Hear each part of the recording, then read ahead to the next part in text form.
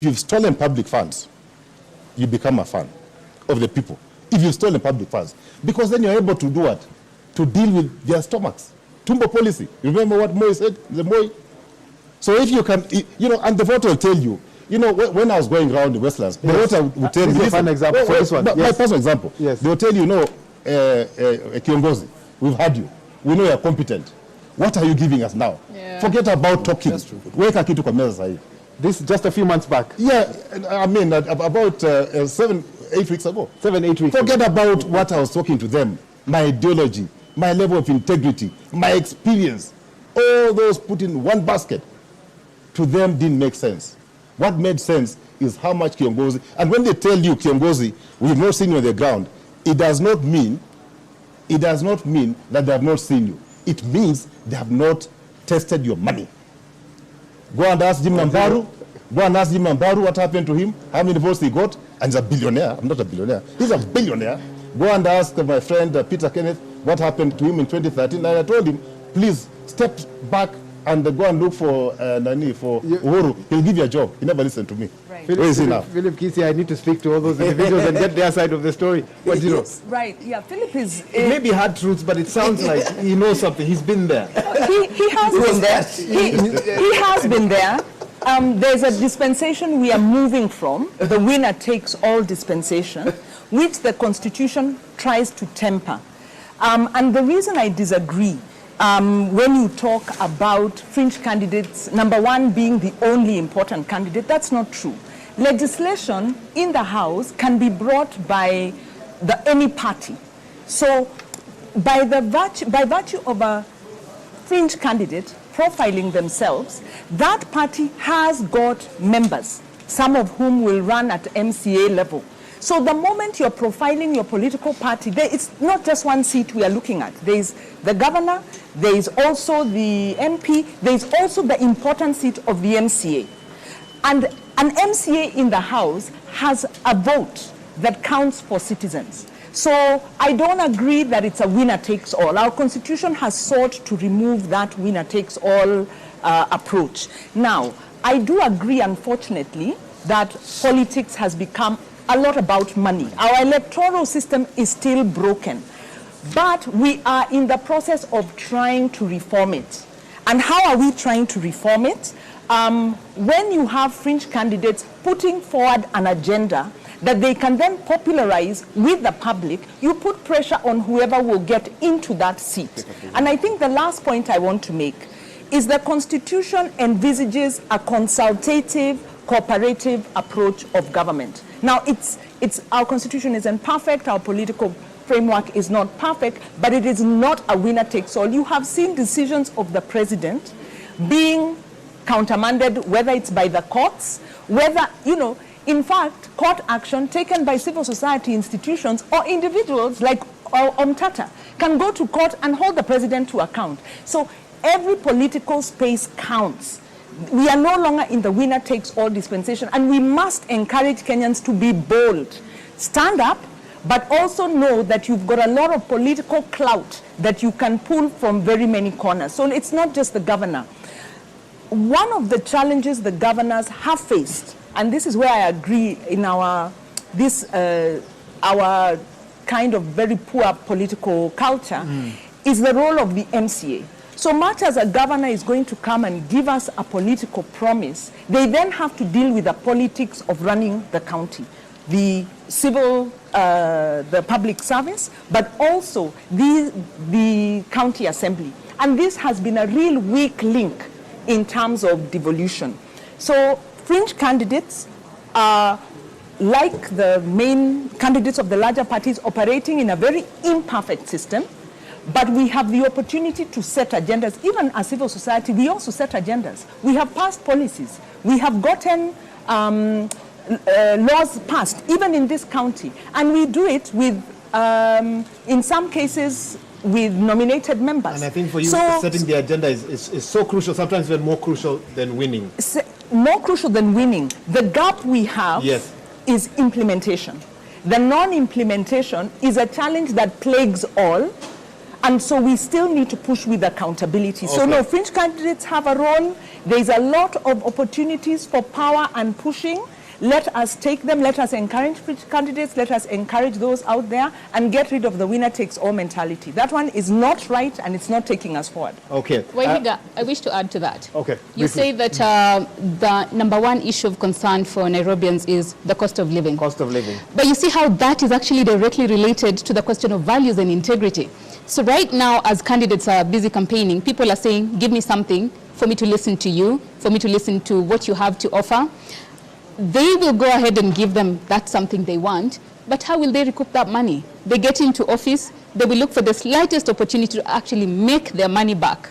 So it's more now about self-interest and not the interest of the public at heart. So again, it brings us back to the question of values, that integrity actually counts. It's the cornerstone, and it determines the question about whether people live in dignity or not. And Philip Kisia says he's never been asked about integrity questions when he goes on the campaign trail. It's a different question altogether. And you rated integrity very high. In fact, I think you are the first one on this panel to say, that's what I'll be listening out for. Compare and contrast what you're feeling today with Philip's honest statement that I think it might matter here, but it might not matter on the campaign I think trail. we are talking about two sides of the same coin. So I think there's a point that everybody is making. The point that Philip is making is that the current situation is that this is what people look for, that you're either number one or last. I think this debate, in my view, is not about what is. This debate is about what should be. Because the debate, if my understanding of the role of the media is, it's also about shaping public opinion. So if any of these people who have below 5 is going because he wants to be number one, that is his principal motivation. To be brutally honest, to borrow the words of Philip, they are in the wrong space. But if they recognize the role that they are playing in this process, and that role is to bring us to a situation where the person who runs should not be winning based on lack of integrity. Mm-hmm. They should not be winning based on tribe. They should not be winning based on political party only. And I think they have a critical. But if you look at this election, Wahiga, the thing that is interesting, I was telling somebody that I think except for very few, look at those who have been declared elected and opposed in this election. How many? Just two. Two, or actually three. One women rep from Kericho and 2 MCAs from the Rift. Across the country, many of the places, before, if you are from the right political party, after nominations, you came to Nairobi and waited to be elected. I can guarantee you, Wahiga, the bulk of the MPs are in the village. Because there is no guarantee. In fact, the political party has become a yoke in many of their necks. Yes. So Kenya is changing, which is a nice thing. The one place where we haven't changed is money. I think the amount of money being dished out by a political party, in fact, you go to a rally, people don't want to listen to you. They want to line up. So for me, I see the candidates coming today, moving us away from this thing about integrity does not matter.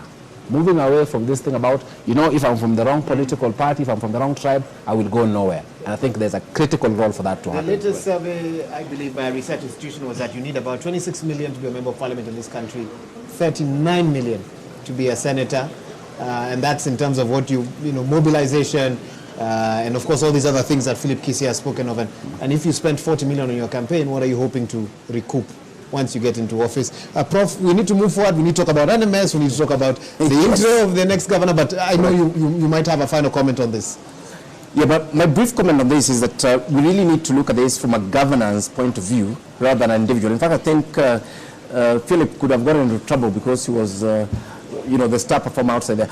Myself, I'm quite excited that, we have almost 7 parties represented here on this gubernatorial debate. But also, what kept coming to mind, Nairobi has been terrible in terms of participation and engagement of citizens, hence the NMS issue. But then I was thinking about Mandera. That has been amazingly stable, where we had a governor who actually had no MCAs. All MCAs came from the opposing party. And when I sat with Roba and asked him, how is he governing the county? He told me, no. There are systems, there are programs, there's agreed, the MCAs consult, there are house committees and so on, and it is his role as a governor to implement. And I was like, I wish so many other governors would look at this. And I think that's the biggest problem with this country and is the biggest problem with this county. They must start to understand that what we're trying to create is a political system, is a governance system. We are not looking for stars who are going to mesmerize us with brilliant ideas. We are looking for people who will go and have debates with those fellows who cannot understand policy, but get to the heart of their problem and start engaging them. People will listen to parties and what parties are putting on the table. People will sit down with MCAs and the agenda and convince them. You know, people would actually develop a plan and implement it. Not these useless buffoons, you know, wearing gold dog chains and entertaining people. You know, those people have no space in governance. The future doesn't belong to them. I think we will leave it there for now. Let's switch gears. Let's talk NMS a little bit, because you cannot talk about Nairobi County for the last 5 years without referencing NMS, its record, what worked in your view, what didn't work as well. Wanjiru already made her feelings quite clear, so I'll come back to you shortly. Let me hear first from you, Philip Kisia. When the history books are written of the tenure of the NMS, what will they say about NMS in your view? What did NMS get right? What did it get wrong? Even as we discuss how it got into office. Now, I think our sister, Wanjiru, made it very clear that the route that the government took to put NMS in place may have had some faults. It was maybe, for lack of a better word, it was illegal, because it did not involve the people who are being governed. But that aside, was it necessary, given the time that this presidency had left? He had I think 2 or 3 years left in office, and Nairobi being the capital, he had to take action. So maybe, other than blaming the person who took action, we probably need to relook at the act that governs counties. How fast can we remove a governor who is not performing? Because the process are too tedious. It takes time. By the time you remove him, his time is over. So back to NMS. NMS, of course, I think if, in terms of short term, there's something that you can see. There are roads that have been fixed. There are pedestrian walkways that you can see. There are hospitals, dispensaries, which have been built, but I'm told there's no medicine, but at least there's something. So they've done something. But I can tell you, from where I sit, they could have done much better, given the resources that have been deployed to NMS. Okay, and that's why I'll interrupt you, because I'm told we have an update we need to give, but I'll come back to you as we dig deeper into those 4 functions that were allocated to the NMS: health, transport, public works, and planning, as well, and development services. But first things first, we continue to, and of course my colleagues are across this campus here at the Catholic University of Eastern Africa, really trying to get you updates as and when we have them. Let's now hear from Leila Mohammed and Francis Gashuri as more candidates continue to stream in. Leila and Gashuri? Thank you very much, Waihiga. Indeed, the hour is nigh. In the next 30 minutes also, we are expecting the main event to begin proper. Quite a convincing panel that you have there, and they're articulating matters that are critical to the 2.5 million registered voters in this county of Nairobi. Many have spoken about unemployment. The cost of unga for them, Gashuri, is very critical to them. Water, transport for this area, and insecurity are some of the very few basic things that Nairobians are looking for. Currently, we are aware that 3 of our invited guests are here, Gashuri. Maybe you can take us through a run of who these individuals are. And we also have our other crew members who are in this expansive campus that is Kwea this afternoon. Absolutely. And just before I go there, Leila, it is important to point out that Nairobi, just as a critical county as it is, home to millions of Kenyans, 4-point-something million of them, 2.5 million of them registered as voters. Some of the critical issues they will be looking out to when they are deciding who will be the next governor of Nairobi County include basic issues like economy, the county's economy, cost of living, infrastructure, transport, water, sewerage, such facilities, such services. Remember, quite a number of these functions are also devolved, but much as they are devolved, remember there is the relationship between the national government and the county government. Nairobi County, Leila, receives their biggest chunk of the devolved resources every financial year. So you're also looking at a person who can be able to manage the resources that will be allocated to county government of Nairobi, and not just the county government of Nairobi, but also the resources that are sourced from within, you know, the licenses that people pay, the levies that people pay. So you're talking about a budget running to close to 30 billion shillings. So you need somebody who has the capacity to manage the resources. And so their ability to respond to the questions that will be posed by our moderators and our panelists, insofar as the question of economy is concerned, is very, very critical. So if you wanted to come to this debate, please don't. Stay at home, watch the TV stations, listen to the radio stations across the country. Even the digital platforms will be alive, because if you're not an invited guest, you will not be able to get access to this facility. Our colleagues Beatrice Gatonye and Frederick Muitereri will be at the registration desk, and they will be taking you through what is happening there. And so the guests continue to arrive. And by the way, Leila, I see people asking questions. Why do we have two separate debates, two tiers of debate? One, because there's a series of opinion polls that were conducted, and those who got 5% and above will participate in the first tier of debate, and those who got less than 5% will participate in the second tier of debate. So the second tier of debate will begin at 5:30 p.m. up to 7 p.m. and the first tier will, the second tier of debate of debaters will have their time between 5:30 and 7 p.m. and then 7:30 p.m. to 9 p.m. The first tier of the governor candidates will be here. And so, Leila, let's go to the registration desk where Beatrice Gatonye is. And Beatrice, kama mtu anataka kutoka nyumbani aje kwenye hii debate, anaweza kushiriki? Beatrice, kabla hujazungumza, zulia nyekundu ipo tayari. Sijui ulipo ni shughuli gani ambayo inaendelea kwa sasa, manake in less than 25 minutes the main event is expected to begin proper. Kindly give us a mental picture, physical one, on what is happening at the exit or the entrance of this campus.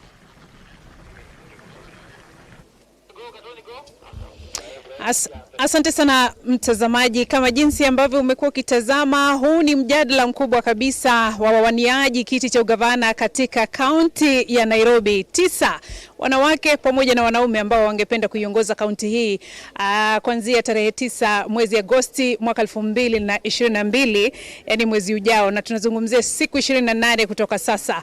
Wana Nairobi wataamua ni nani atakayekuwa akiwaongoza.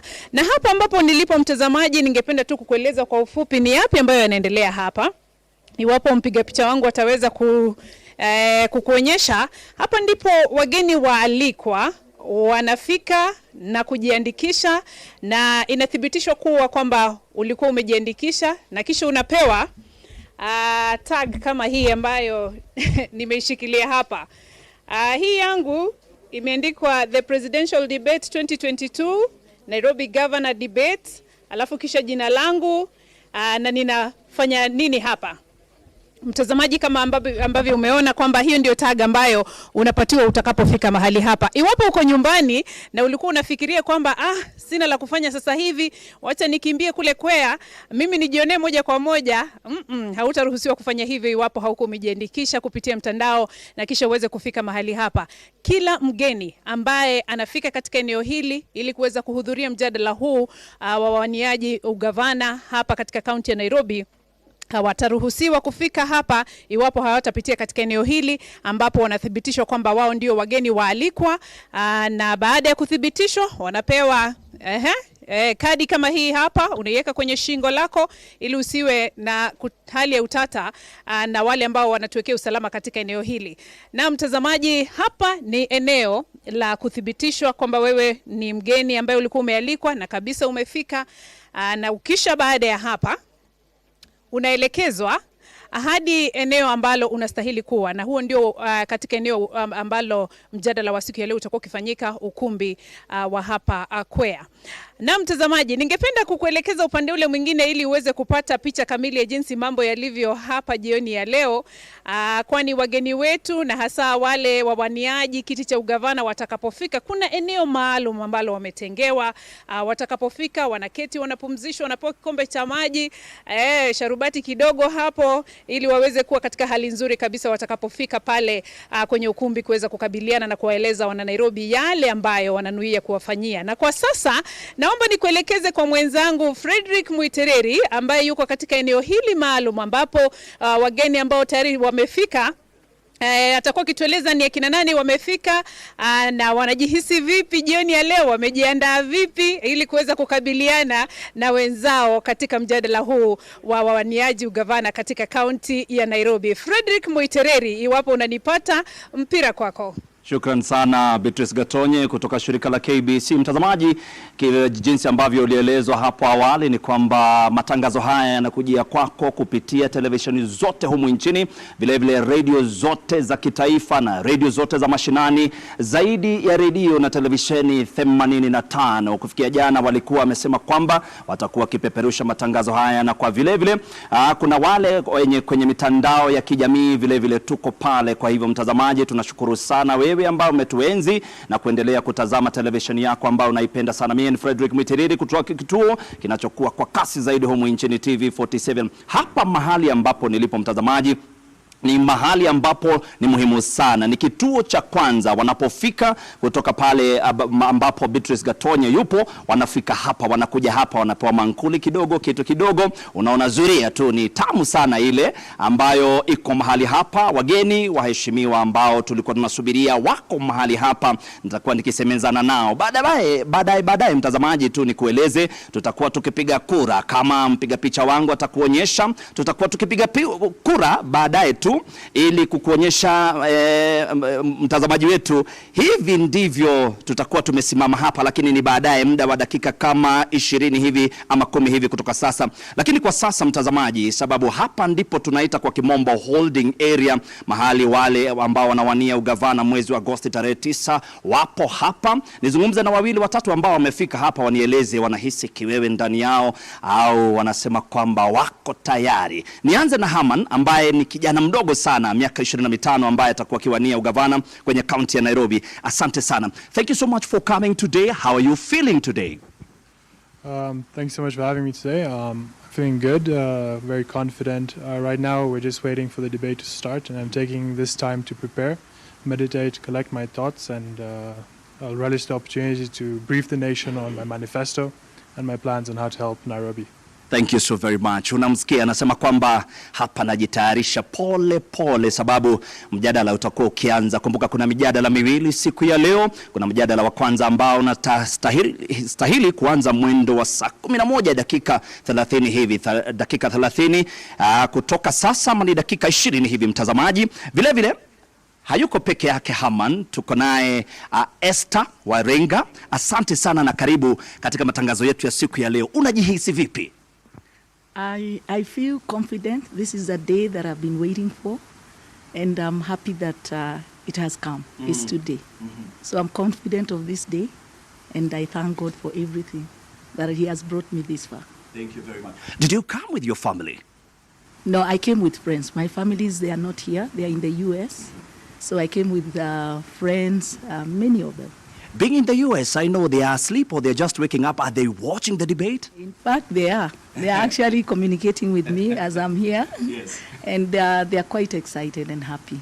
Very well. Yes. Asante sana mtazamaji. Ni wale ambao tu wamefika kwa hivi sasa na kuonyesha tu picha mahali ambako wanakuja, wanastarehe kidogo, wapumzishe, ndio isiwe wakifika pale mbele wanakiwewe. Niende kwa yule mwingine bwana Nyamwamu ambaye shafika hapa, atueleze naye anahisi vipi siku hii ya leo. How are you feeling today about the debate? Pretty good actually. We've been campaigning the ground very hard. Drumming up support, so we are ready to sell our manifesto so as to speak to the broader audience using television. So I'm really excited about that. Thank you very much. Asante sana mtazamaji. Alikuwa mtu wa kwanza au mwaniaji wa kwanza ambaye alifika mahali hapa.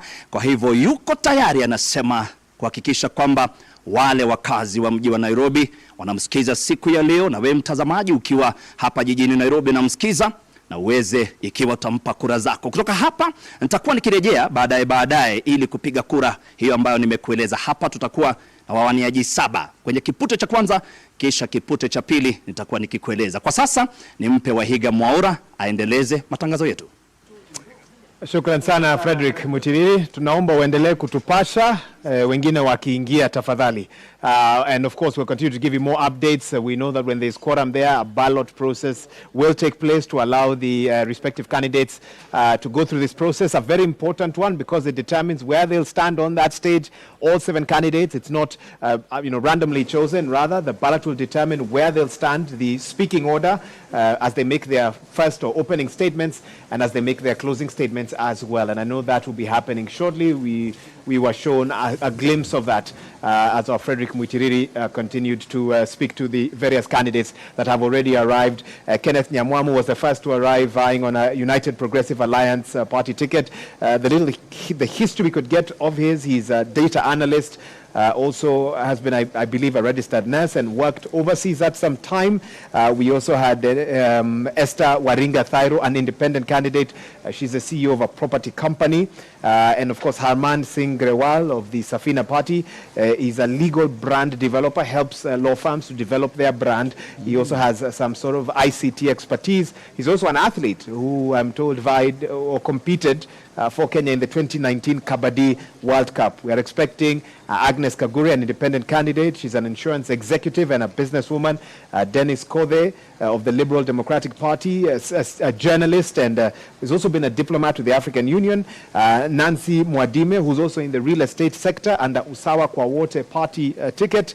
Cleophas Kio, Ford Kenya, formerly the ICT director at the Kenya National Bureau of Statistics. Those are 7 names, and those 7 are the ones expected for that first debate that actually kicks off in the next 20 minutes or so. The clock is ticking. Debate day now almost turning into debate evening, even as we get closer and closer to that 5:30 p.m. start. But we were talking briefly matters NMS, and of course also reflecting on some of those statements made by those candidates, even as they give their expectations. You can see a measure of, they're expressing confidence, but one can imagine an anxiety that comes upon you as the moment gets closer and closer for you to address the nation. Philip, you said you organized the first one was NCBDA. NCBDA. You are an organizer though for that one. Yes. Yes. And what came out of it? I mean, it was the first one, so you people built on what we started. And that's why I say that I also believe in debates, because when we started, there was no interest. The interest level was very low. But I'm happy now, out of, I think, 7 or 9 candidates on this race have offered themselves, and they're here. So the interest level is growing. And like the other panelists said, that, I mean, who knows? 5, 10 years from today, these debates will mean a lot. Correct. They'll mean a lot. Because then people start looking at issues and not short-term gain. But for the time being, for another maybe 5 or 10 years, short-term gain is what is really selling the candidates. And when you're offline, I was talking to Prof, and he said, yeah, I mean, he agrees, but maybe he may not want to say it. But money, I'm telling you, but let us get back to NMS. You had asked whether they have done well. I've said, of course, they have done well.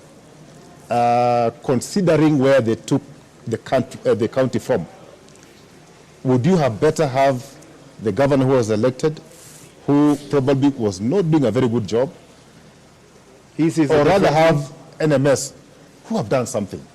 But I can tell you, no, I mean, you can shake your head. This is a reality. Shake your head very hard. Not me. No, let my sister shake her head very hard. But that's the reality.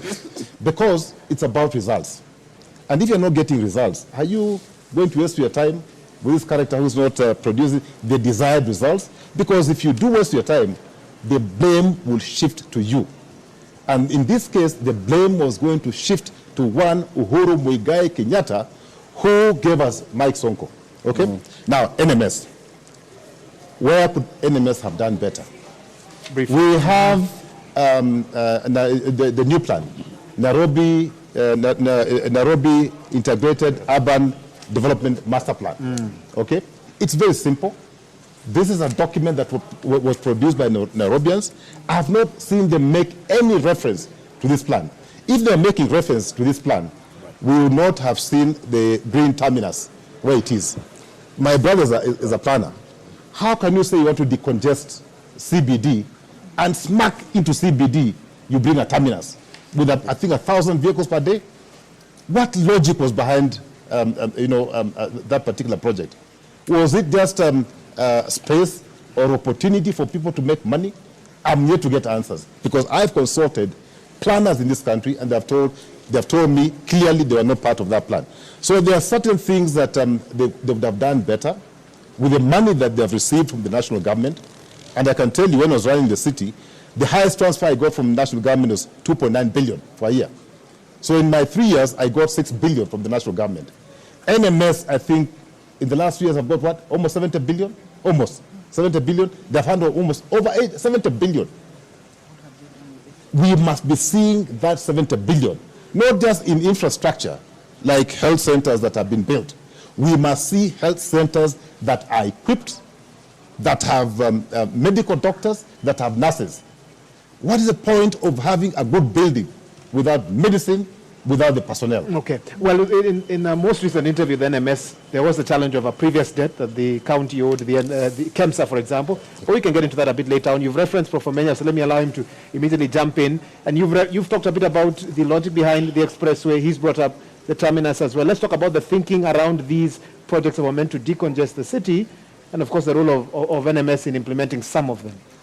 Yes, thanks, Waigan, and agree fully on this one with my brother here, that there are two issues here. I mean, in our law, it's quite clear that expenditure, public expenditure, must be done according to a plan, not outside of a plan. It's only on a panel like this when I can interrupt a professor. In ordinary life, we wouldn't be allowed. The balloting is happening. Let me immediately take our viewers there, where we'll get to determine the order in which they will stand at that auditorium. Frederick Mwitiriri.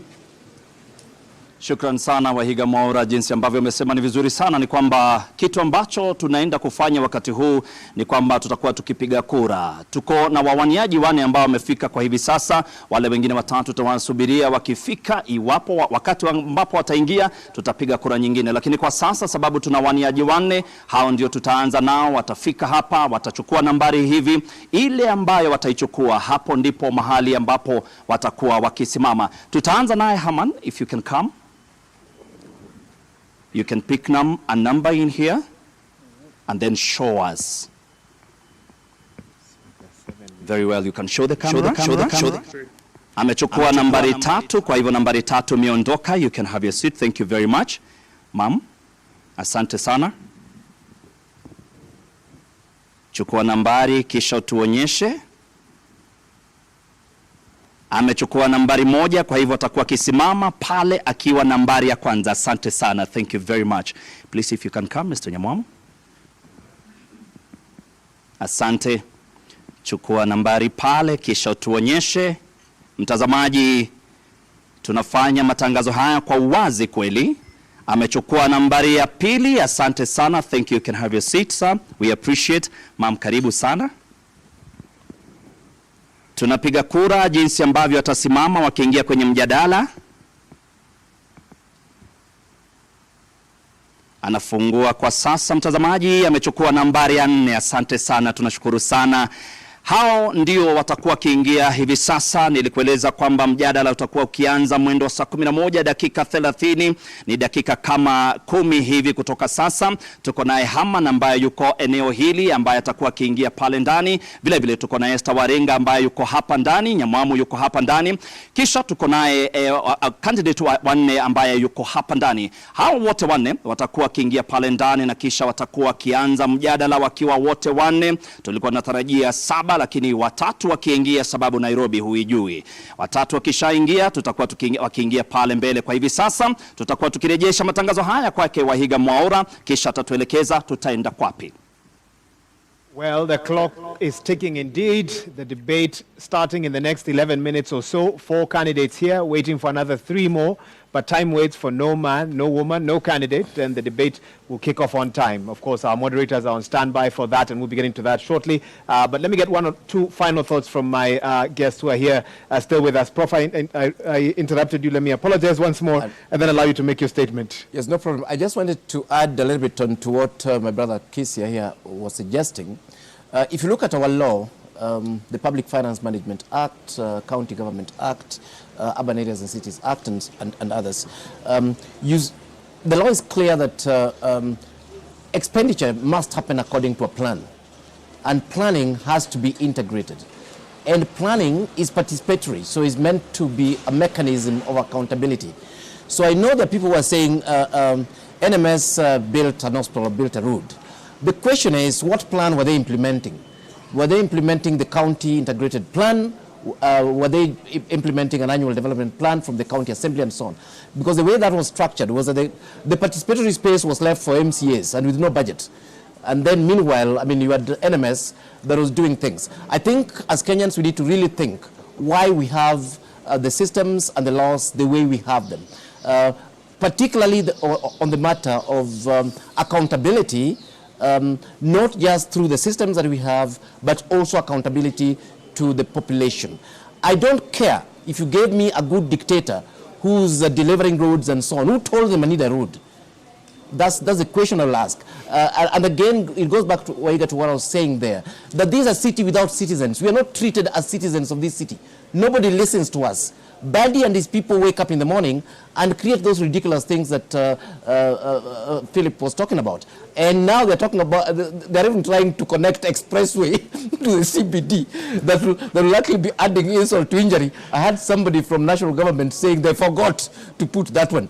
I mean, it's stupidity. And meanwhile, we have a new plan that actually spells out how the transport system within the city should actually function. All you need to do is to get somebody with a small brain to implement those plans. But what we actually have is an autocratic system that, as far as I'm concerned, has no place in the spirit and the letter of the Constitution of this country.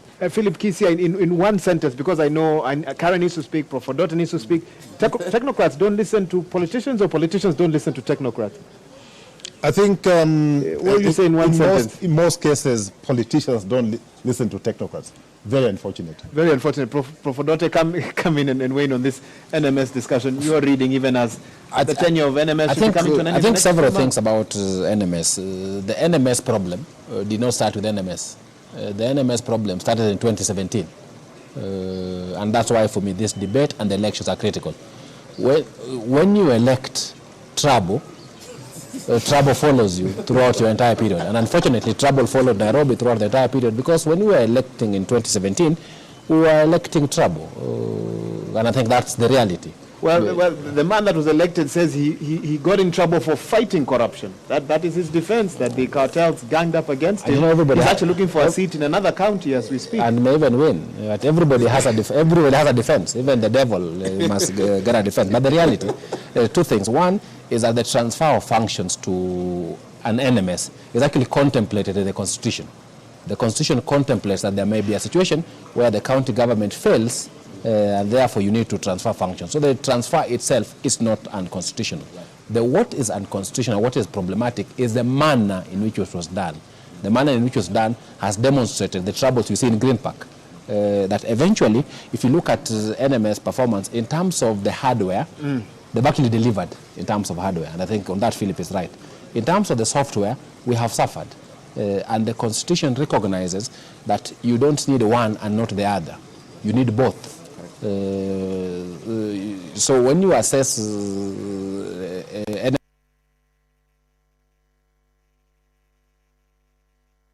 I'll interrupt you because I'm told I have 1 minute to a break. Let me allow Karen to speak on NMS brief. I have 1 minute before I take a break. I will talk about the bit of listening to the citizens.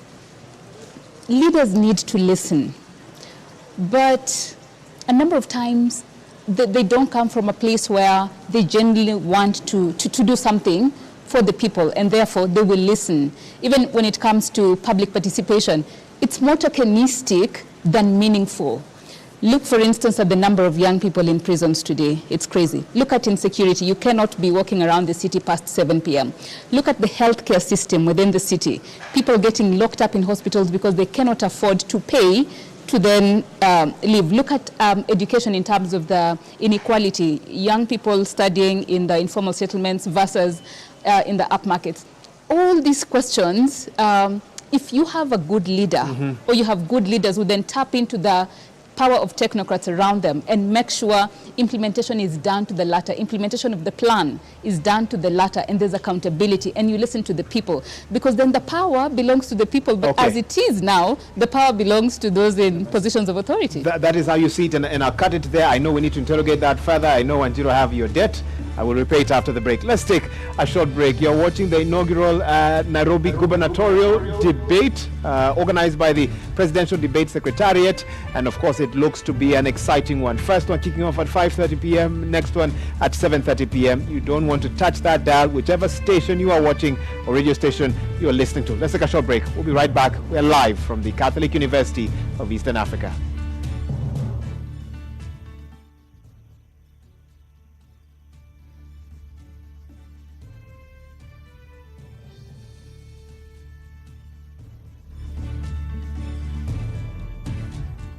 Check it.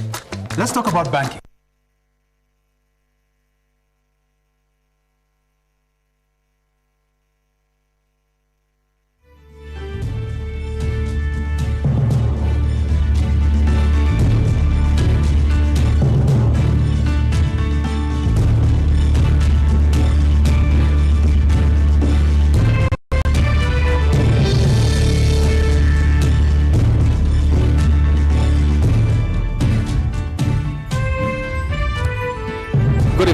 And welcome to the Pop Poll, the 6th Learning Resource Center at the Catholic University of Eastern Africa in Nairobi County. My name is Ayub Abdikadir Abdi of K24 Television.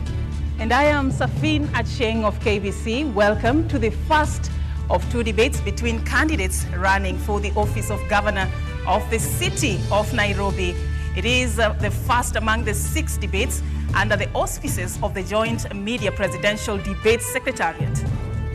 The candidates participating in the debate have agreed to the rules and the guidelines requiring them to conduct themselves with utmost decorum, address each other with respect, and extend honor to viewers watching this debate live across all Kenya's broadcast media platforms. The candidates in the debate have also agreed to adhere to their allocated time. Each candidate has 2 minutes to make an opening statement, 1.5 minutes to answer a question, and 60 seconds for a rebuttal. The topics have carefully been selected after a thorough assessment of sentiments of the regular residents and voters in the city of Nairobi. In line with the debate rules and the best practices, the questions we shall ask have not been shared with any of their campaign teams. Neither were they discussed or formulated in conjunction with anyone.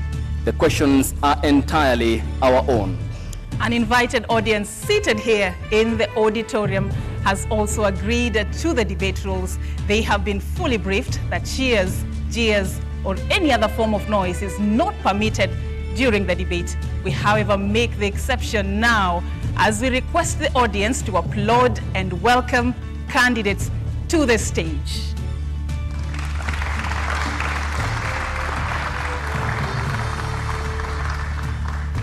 And we begin with the first candidate who will take the first podium in this debate. I call on to the stage Esther Waringa Thairu, an independent candidate. You can give them a round of applause.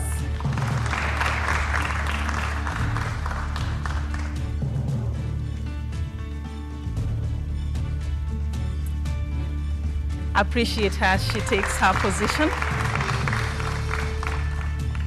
And the second candidate we're going to be engaging tonight is Kenneth Nyamwamu of the United Progressive Alliance Party. Let's appreciate him.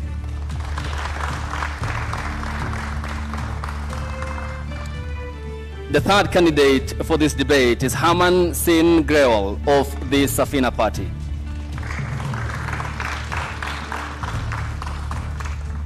Also with us tonight, we have Nancy Mwadime.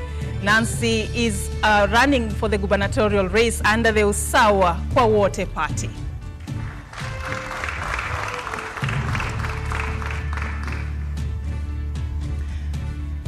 And here are the topics for this debate.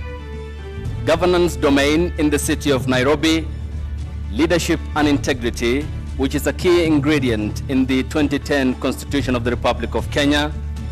We'll also be addressing transport issues, and utmost important and of importance, we'll also be talking about the living standards in the city of Nairobi. And we begin this debate by just giving you a chance to tell Nairobians who you are and what your vision for the city is. I'll begin with you, Esther Waruga, in order of the ballot that was just done a few minutes ago. You're the first candidate to have your 2 minutes to tell the city who are you and what is your vision for Nairobi residents. Thank you so much. My name's Esther Warenga Thairo. First of all, I would ask you to allow me to give thanks to God for who He is, and to give thanks to God for the plans He has for us as a nation, and also to give thanks to God for raising men and women who have taken this bold step to be counted by Him. I thank all of you, the viewers, and I thank those who are here with us. Special thanks goes to all social media services for giving us this opportunity to be able to present ourselves to the people so that the people can decide who they're going to vote for, who will be their leaders on August 9th. I begin by saying that if you look at Nairobi City right now, is a city that has its potential, a city that has a vibrant people who are willing to work, a city that has young youth, young men and women who are actually indulging into crimes in order to survive, and a city again that the corruption is at peak, a city again that has the looting being done by those we are electing. It is a very sad situation to see that even our investors are taking businesses away from this country and taking them to other countries. So it's a sad situation, and I'm here to say that once I've been elected, I'm going to give an authentic, transformative leadership. And I was born and raised in Kawangware. By then it was known as a slum city, but I did not look at myself as a slum girl, but I saw myself as a girl in the slum. That made a lot of difference, and that is what has kept me here. Your time is up. Thank you. And before I go to Herman Singh Grewal of the Safina Party, we'd like to state that one candidate of the Liberal Democratic Party, Dennis Hode, did decline to attend this debate in writing, while 2 other candidates who have been cleared by the poll body IBC did not communicate. Herman, to you in 2 minutes. What's your vision for Nairobi County and your priority areas? Okay. My name is Herman Singh Grewal. I'm the Safina candidate for Nairobi County Governor. One of the reasons I've been backed is because I have a huge background in IT. I was born in Nairobi, I've studied in Nairobi, and I've worked in Nairobi. Initially, I was a lawyer. After that, on the side, I used to practice as an engineer, and we used to do fabrication with my family. After that, I began doing charity work, and I moved into starting my own IT company. My IT company founded the first AI lawyer in Africa, and from that we began innovating other tech solutions for leading social issues in Kenya. If you'd like to read some of the 8-point manifesto I have, you can log on to harman47.com, spelled Harman 47.com, and you can download my manifesto in English or Swahili, and we'll detail that in the course of tonight. In my manifesto, you'll see me speaking on how I plan to provide free education, free healthcare, employment to the people of Kenya. I speak on the hybrid economic model. That is something that I'll detail further on today. And it's a well-structured plan that circulates heavily on IT and launching Nairobi into the next generation where we can revolutionize how we operate as a country. Thank you. Thank you so much. All right, and we move to the next candidate, Nancy. Nancy Mwadime, you get the opportunity to tell Nairobians who you are and what your vision for the city is. You have 2 minutes. My name is Nancy Mwadime, a girl who was born in Murang'a and grew up, went to school to Murang'a, Mogori Girls, and later went to school in Senior Chief Koinange, and thereafter I went to India for further studies.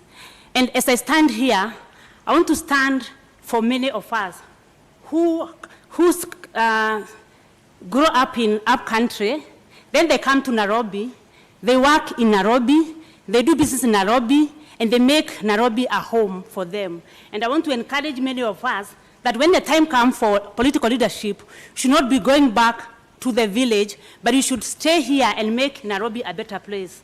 So as I said, I'm Nancy Wamboi. I stand with Usawa Party kwa Wote. Usawa Party kwa Wote is a party for all, from up to down. And we stand for the family to make sure that we make Nairobi a place where we can call our home for all of us.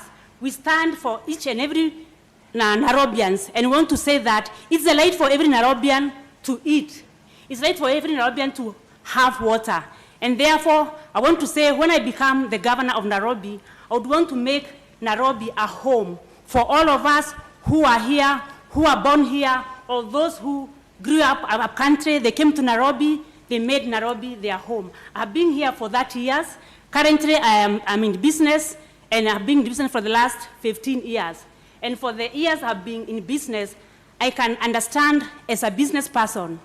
A businesswoman present an employer, present a mother, and present a Nairobian.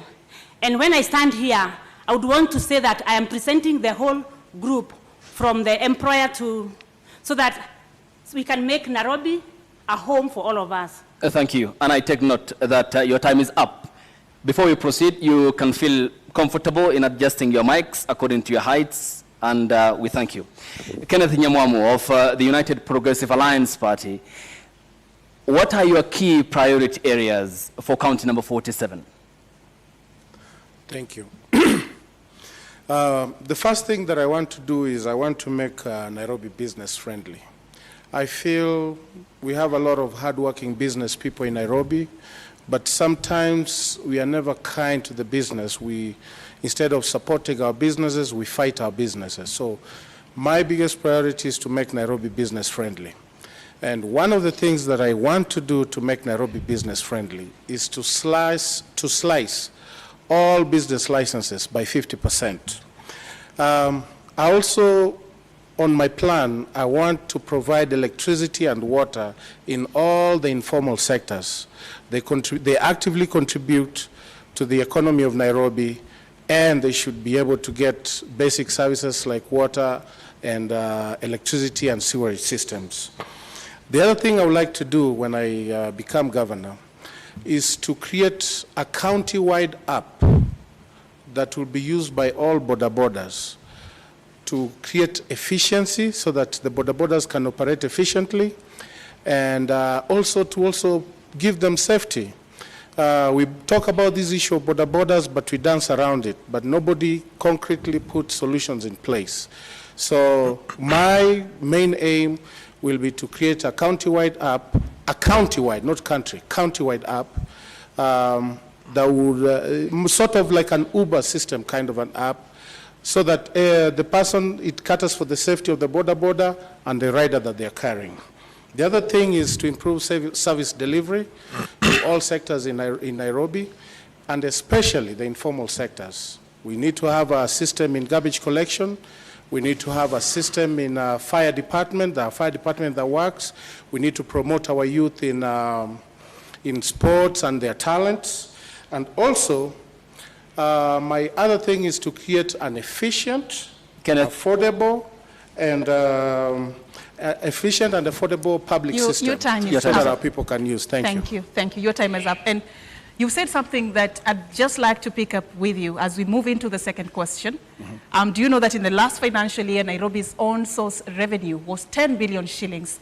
This is against a target of 16.5 billion shillings. Yes. How do you seek to bridge the gap of 6 billion shillings if one of your priorities is to slash the business licenses fees by up to 50%? So, the argument behind that is when people start businesses in Nairobi, number one, the average life of a business in Nairobi is 3.5 years, which is very sad.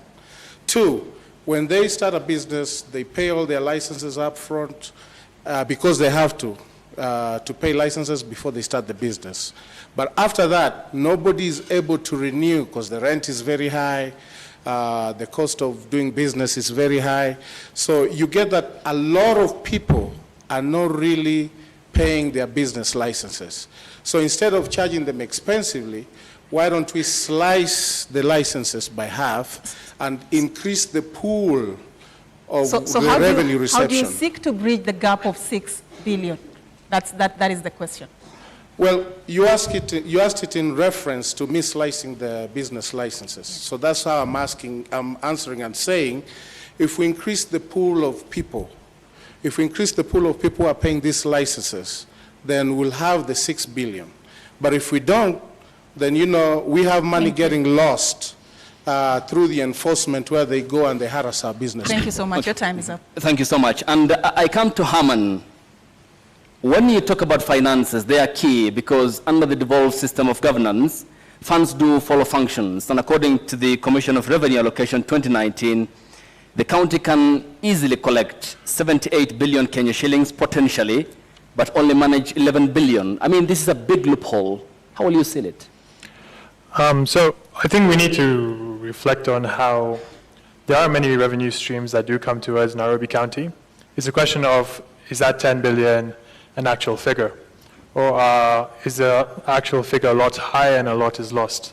So I think something we need to concentrate on is regulating the corruption that does take place. And this is why a huge part of my manifesto dictates how we should digitize the payments coming to Nairobi County Council. There should be no point where we're receiving cash for any payments because it's very difficult to track cash payments. Also, I spoke on how we need to have better revenue generation streams for Nairobi County.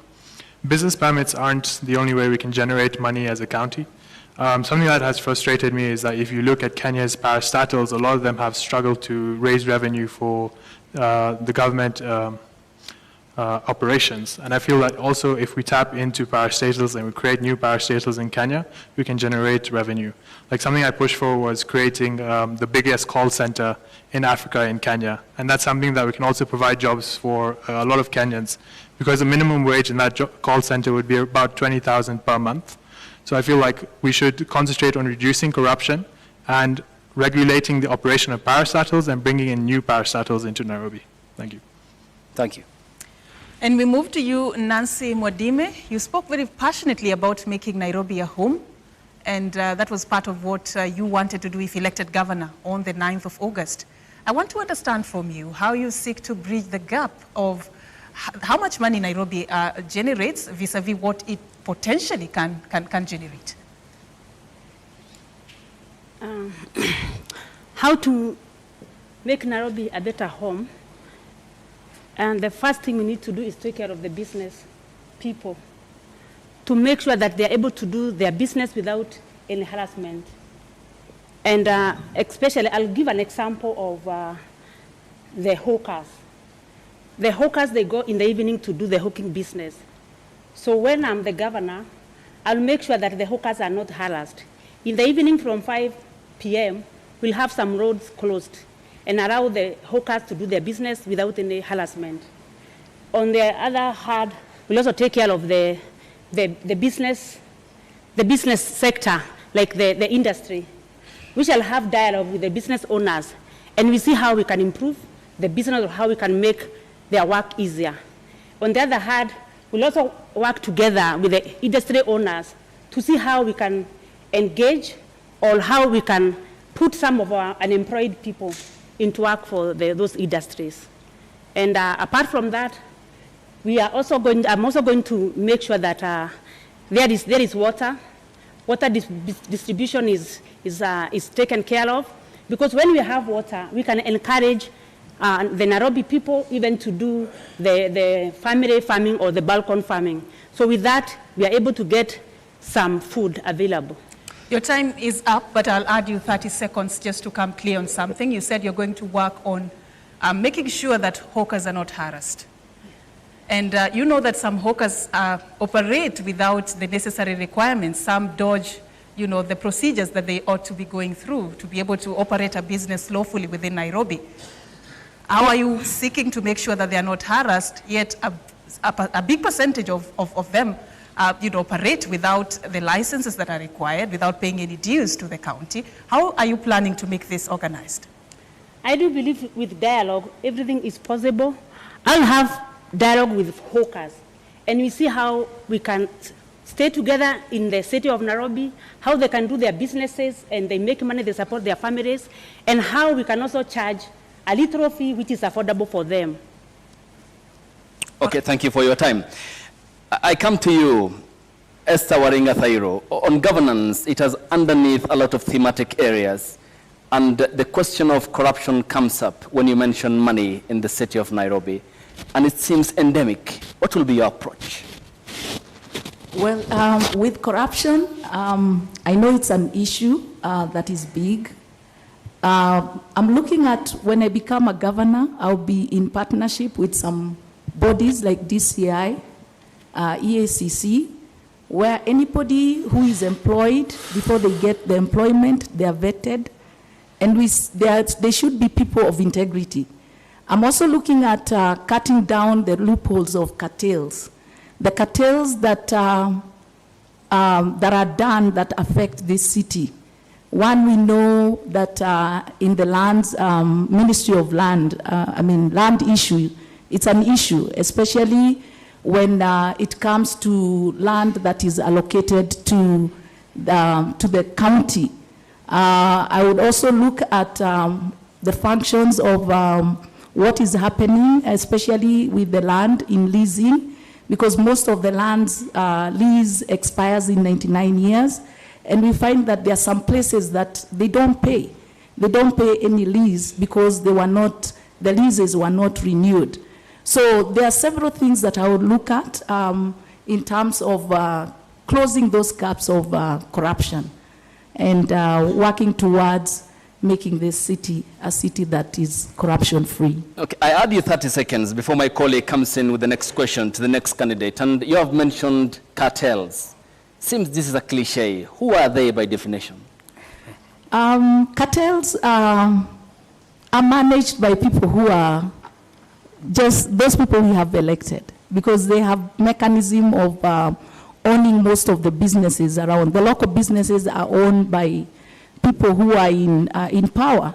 So the cartels fall there. So if there is any tender or there is any garbage collection, you find that those companies are not owned by the local person. They are owned by people who are already in positions. Your time is up. I come to Kenneth Nyamwamu, and this is very important because when we talk about finances, these are the taxes the Kenyan people pay, and they expect services, including not only Nairobi, but across the 47 devolved units in the country. Do you understand the regulations and the finance management in terms of managing the resources in Nairobi County? The answer is yes, I do.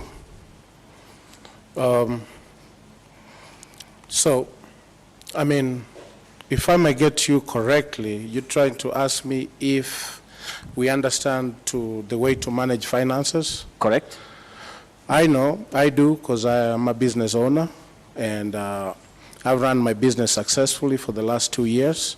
So I understand how to manage finances, how to pay people on time, which the city of Nairobi needs to learn how to pay people on time and not be holding salaries for 3-6 months until people go to the streets.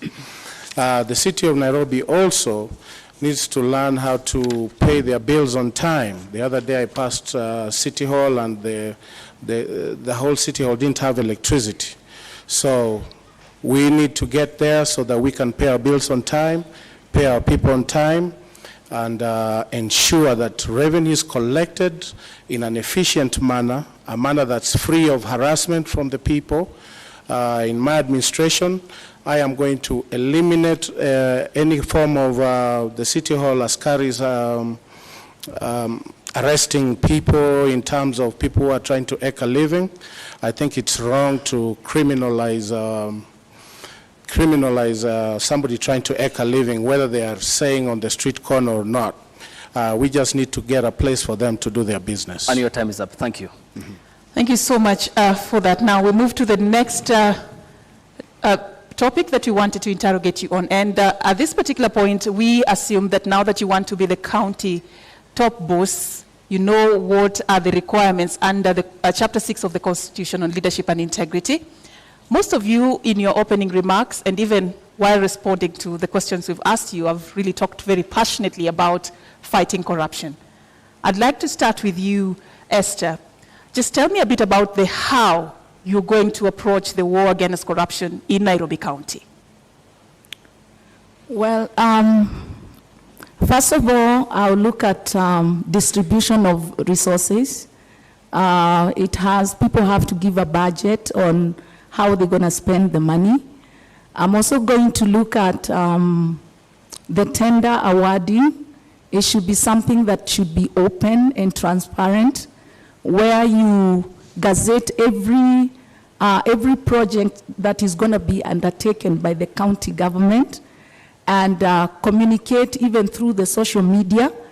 Also give a feedback on who has been awarded, how much the project is going to be, and at what duration are they expected to finish the job. Because you find that most projects that are given out, we spend so much money and yet the projects are never finished.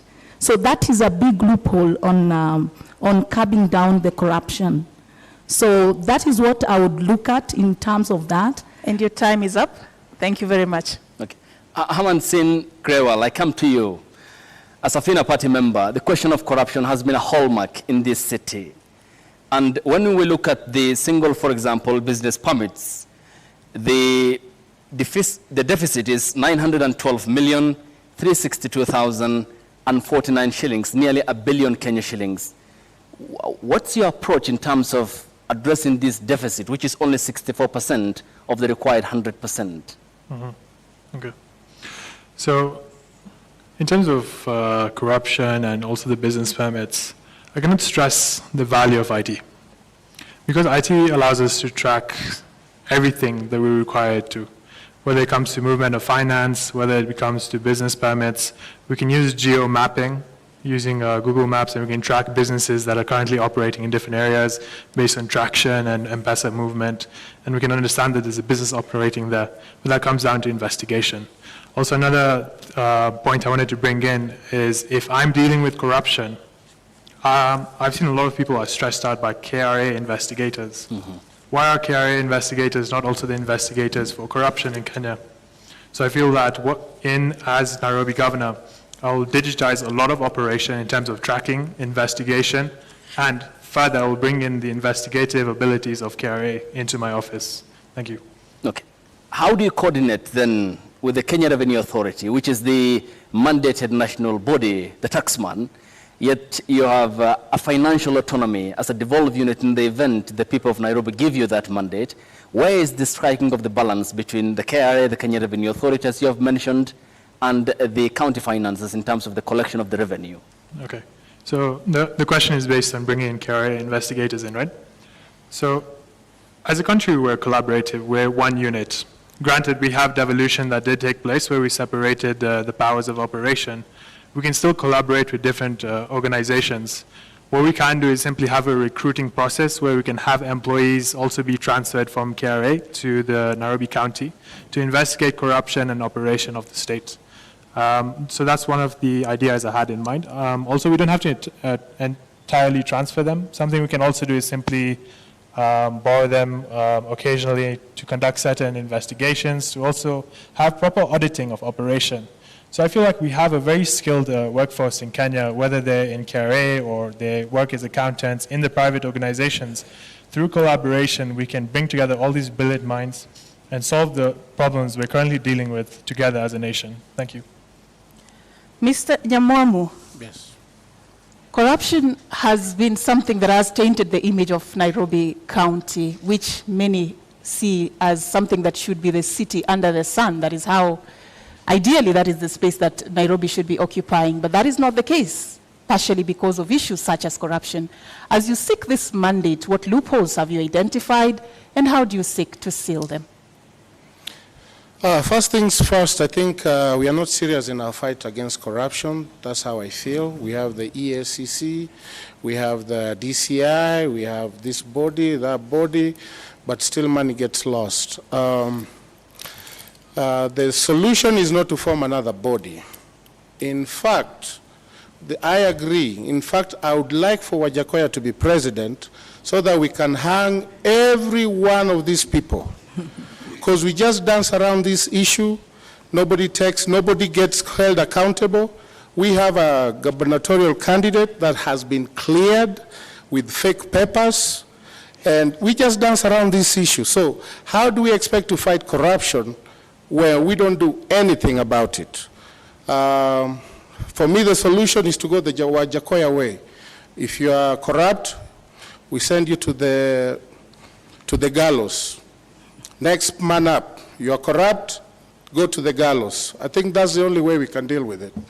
You've talked about a case that is yet to be determined, but I'd let that go because that case is yet to be concluded. Yeah, but we dance around these issues. See, that's the thing, that's the problem. And I also don't see how that relates with the issue of we just dance around corruption. these issues. The EBC or the IEBC said they don't have the mandate. Yet, they send me home because I had a foreign certificate. That guy in a commission that wrote for him his certificate, he couldn't look at my own certificates until he had seen my high school certificate.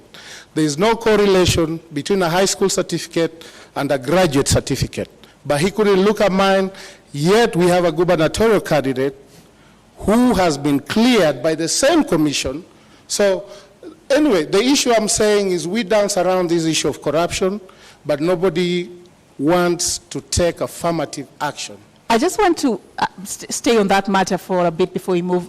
So you mean as governor you will be helpless just because institutions are not working? So you cannot do anything to fight corruption? That is what you're saying tonight? No, that's not what I'm saying. As governor, I'll do my part. What will you do? That was the question.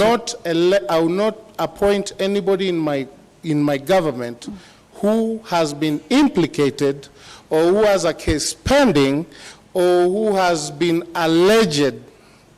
implicated in a corruption scandal. If you don't do that, people are just going to go to court because the mantra is you are innocent until proven guilty, and then they just dance around that issue and that issue is not solved. So on my part, I will not appoint anybody who's tainted. I will only work with people with clean hands. Let the EACC dance until the day they decide to work. Okay. Thank you. Ms. Nancy Wambui Mwadime, what then will be your approach in effectively sealing the loopholes of financial malfeasance in Nairobi County?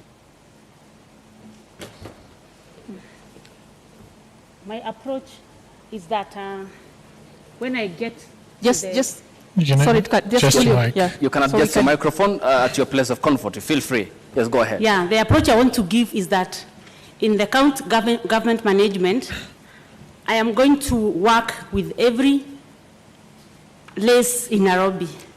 Like in Nairobi, we have the Somalis, we have the Indians, we have even the white people who are citizens of Kenya, and they are also in Nairobi. So in my county government, I'm going to include everyone in the management so that we're able to seal the loophole even whereby corruption come through. Because corruption cases, it's done by not one person, but two people who come together and agree. So when you put every lace in the management, we are able not to agree on the long things, especially the corruption. And as I would want to say is that Myself, I'm not corrupt, and therefore anyone who will work under me. Your time is up. And I add you 30 seconds, but on clarity basis, Ms. Nancy Mwadime, when you talk about the ethnicities, in this case appreciating the cocktail nature of this county, which is a reflection of the country entirely, is the problem inclusion or governance in your view in addressing the question I posed? When I include everybody in the management, I believe that we are able to coordinate, even in the area of the finances. We are getting all the revenue coming in the county government. Is it about the color of your skin or about your character? No, it's not about corruption. the color. So why talk about race? Why talk about including all the people in your management? It's not about the race. It's saying that Nairobi, we all of us, we are Nairobians, Indians, white people. Like, I think if I'm not wrong, I'm not seeing white people in the county government, and we have them as citizens. So that's what I'm trying to say, that in my government, I'll have a good number of white people, a good number of Indians, a good number of Somalis, and all of us together. Is their absence the reason why we have huge corruption cases at Kenya's capital? The absence of certain races in the management of the county, the reason why corruption still exists in Nairobi? I believe the corruption still exists because when you put the same people of same, then they are able to agree together and agree that they can do ABC and they're able to accomplish. But when... Thank you for your time. And when we get back from this break, the debate continues, and we thank you for your time and responding to the questions and also the thematic areas that are yet to be exhausted. And we'll continue after the break. The debate continues.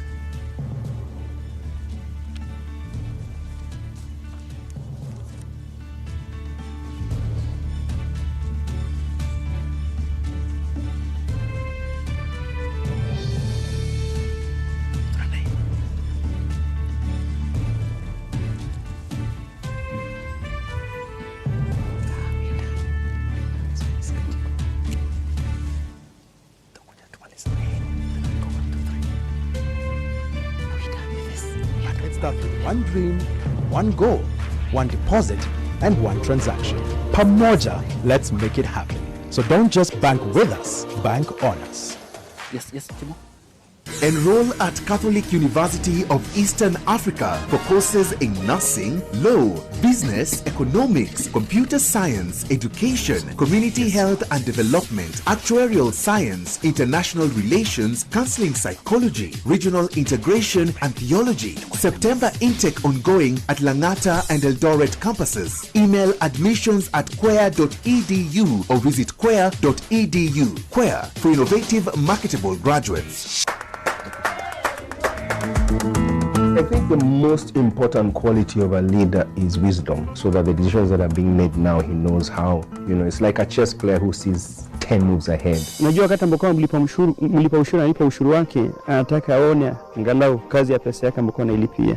Pesa tunaamini kwa zinaishia kwa mifuko za watu binafsi. I think it's important that wealth is declared frequently, and if people have found ways to accumulate wealth very quickly, absolutely good for them, as long as, of course, that is done honestly and ethically. We need leaders who are well educated to understand the challenges that we face in the modern world. Kwa mfano, mtu mwenye amesomea ukandarasi wa barabara, mkiwa na kiongozi ambaye amesomea hiyo taaluma, una uhakika kwamba barabara za eneo lako zitakuwa zina usimamizi mzuri.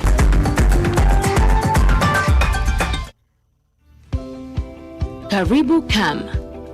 By offering market linkages, networking opportunities, and technical assistance, Kenya Association of Manufacturers assists its members to grow and scale up their businesses.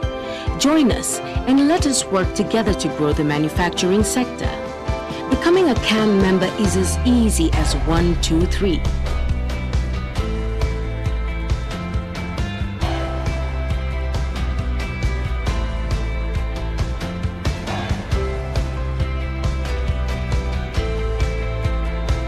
Kenya Association of Manufacturers, driving global competitiveness.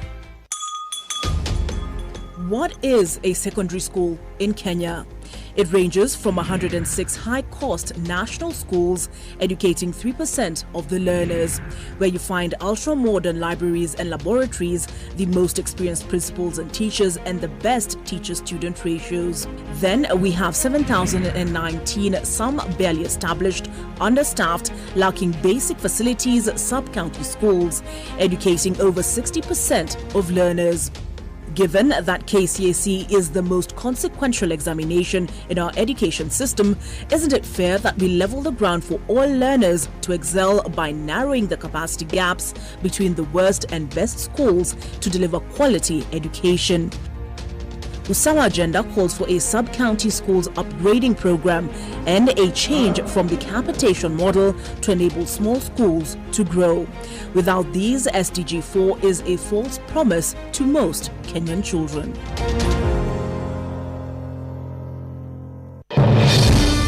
We shall legalize weed. Professor George Luchiri Wajakoya of the Roots Party. Raila Amolo Odinga of the Azimio la Umoja One Kenya Party. Unajua mimi sina pesa ya serikali ama ya kashfa. David Mwaure Wahiga of the Agano Party. And tunasema kazi ni nini? William Samoei Ruto of the Kenya Kwanza Alliance. Presidential Debate 2022. Do not adjust your sets. Agnes Kagure, Independent. Cleophas Kiyo, Ford K. Dennis Kode, LDP. Esther Thairu, Independent. Herman Growell, Safina. Johnson Sakaja, UDA. Kenneth Nyamwamu, UPA. Nancy Mwadime, Usawa kwa Wote. Polycarp Igade, Jubilee. What would you like to ask your Nairobi gubernatorial candidate? Send your questions on a video to the WhatsApp number 0796 560 560. You can also text your question to 22843. The Nairobi gubernatorial debate live from the Catholic University from 5 p.m. to 9 p.m. Monday, 11th July.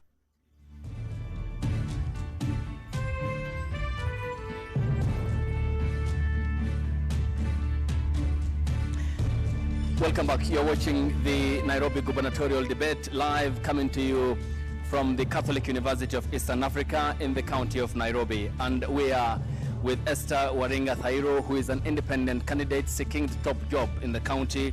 We also have Herman Sain Growell, who is a member of the Safina Party. We also have Kenneth Nyamwamu, who is a member of the United Progressive Alliance Party, and Nancy Wamboi Mwadime.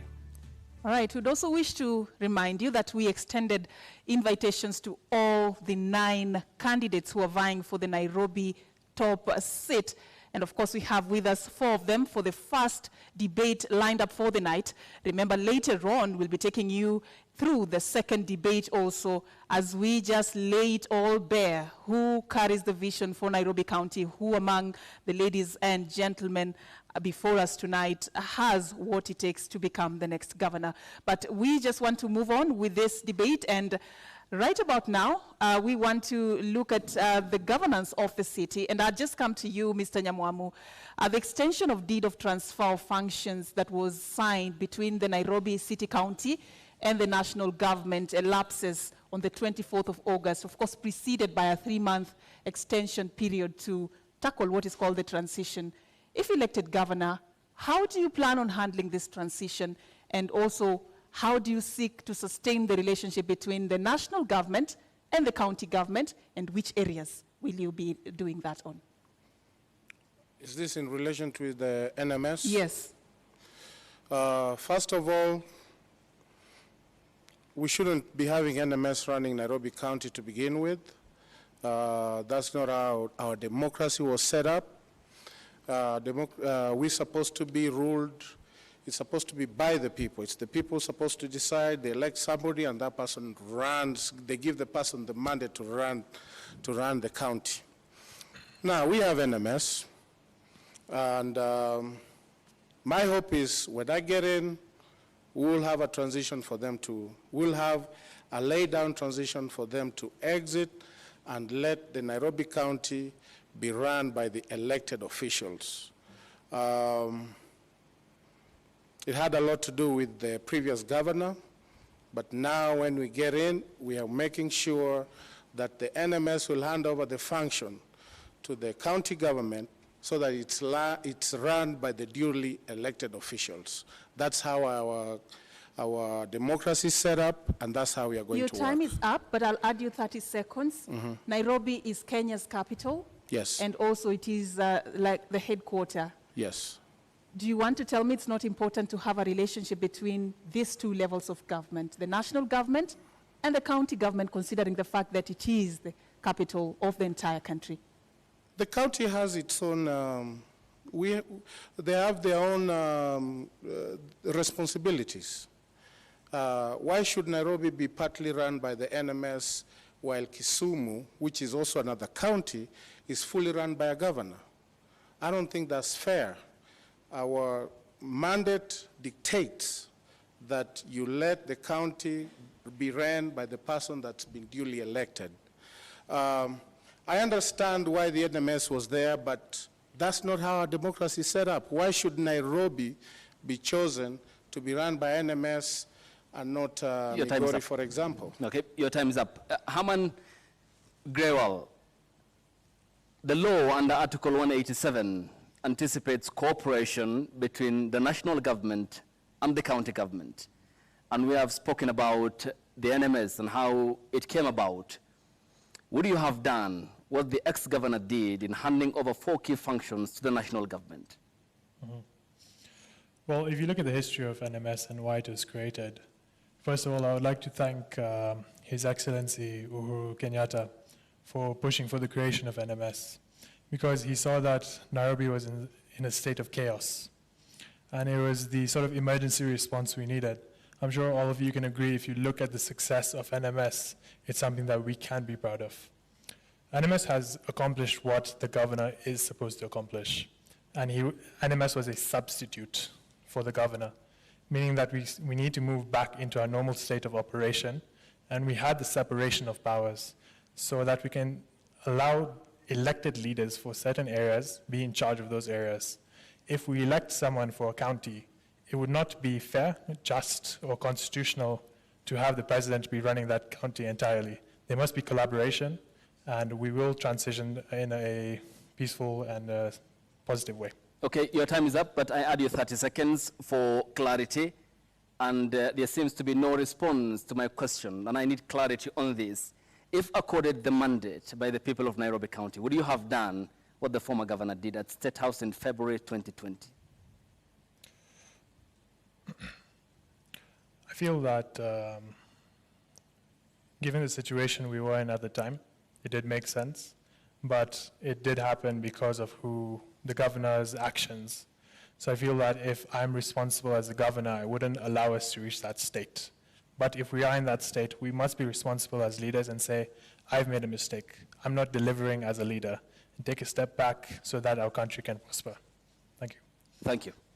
All right, Ms.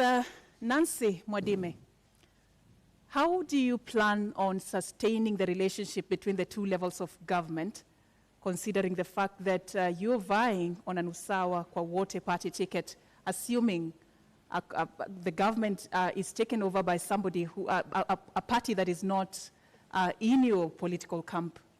What will you do and how will you sustain this relationship? I'll be able to maintain the relationship because the two bodies, the national government and county government, we need one another, and each body has its own role to play.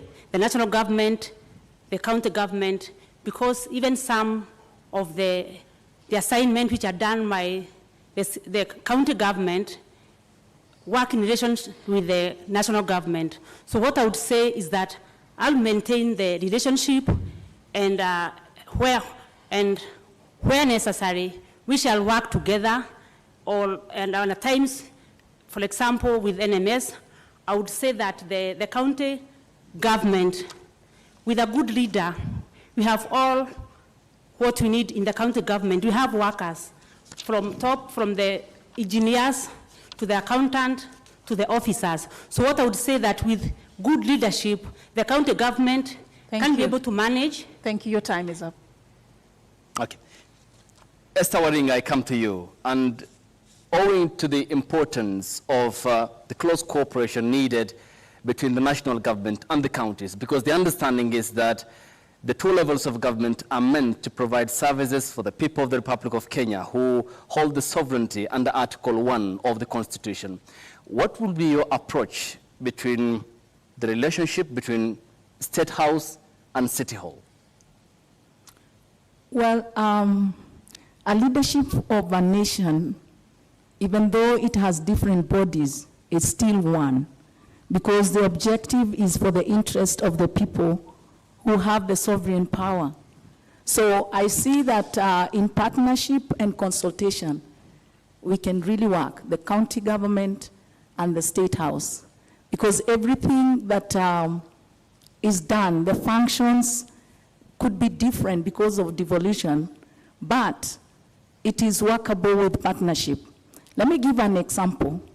The county government holds the EAC level of education, but that does not stop a county governor to be in partnership with the national government to build a school. So I find that it's more of a consultation and partnership over leadership, and that will work. I add you 30 seconds, and clearly then tell me, the education docket is budgeted for 520 billion, lion's share of the country's financial year. There are some roles which are devolved, others aren't. How do you draw that very thin line as to what you will accomplish in terms of education? You see, if we have plans that involves the people, the partnership to be also drilled down to the people, the NGOs, and even stakeholders. It is possible to even be able to meet the target of what you're doing. It's more of partnership that will work, and involving the people also to be partners, stakeholders. Thank you. Yes. All right, so we want to move this forward to the issue of living and working conditions for the residents of Nairobi. Mr. Nyamwamu, I see you have an issue you want to raise. Yes. I'll give you 30 seconds to address that. I just want to talk about this NMS county government thing. NMS is being headed by a military guy. Now, the government should act as an oversight it should be the oversight role in terms of overseeing what the counties are doing. But devolution was there to bring services closer to the people, and that's why we have devolution. So when we bring the government to come and actually get involved in the devolution functions, we are treading a very dangerous line. When Hilton started, he started very nicely. He delivered services to the people. Over time, it has been shown military rule takes over and they suppress democracy. Your time is up, but taking you back to when this happened on the 25th of February 2020, vying for this position, I want to believe you understand where the county was and the state at which it was being operated at that time. What would you have done different? What would you have done different aside from just signing that deed of transfer of functions? Well, first of all, it starts from the governor that was elected and the deputy governor that's seeking a gubernatorial position right now, who was part of that system, and the senator who was supposed to be overseeing. They all failed. So then the government has to be like, Nairobi's in a mess. We need to take over Nairobi, or Nairobi will be in a mess. But that's not how our democracy was set up. How would you have cleaned that mess, Mr. Nyamwamu? Hey, collect garbage. The garbage was terrible. That was the function of the governor. Give electricity, provide electricity in the informal sectors. get rid of the cartels. That's what the governor was supposed to do, and his deputy governor and the senator was supposed to oversee that function. All three failed. That's why the government stepped in. But all in all, what I'm trying to say, the basic framework of our democracy is not set that way. We set a very dangerous precedent if we continue this path. Thank you so much. Thank you, Mr. Nyamuomo. And just an understanding in terms of the specificity, you have raised a very important and a pertinent question as to garbage in the city. Yes. Do you understand Nairobi County? Yes, I do.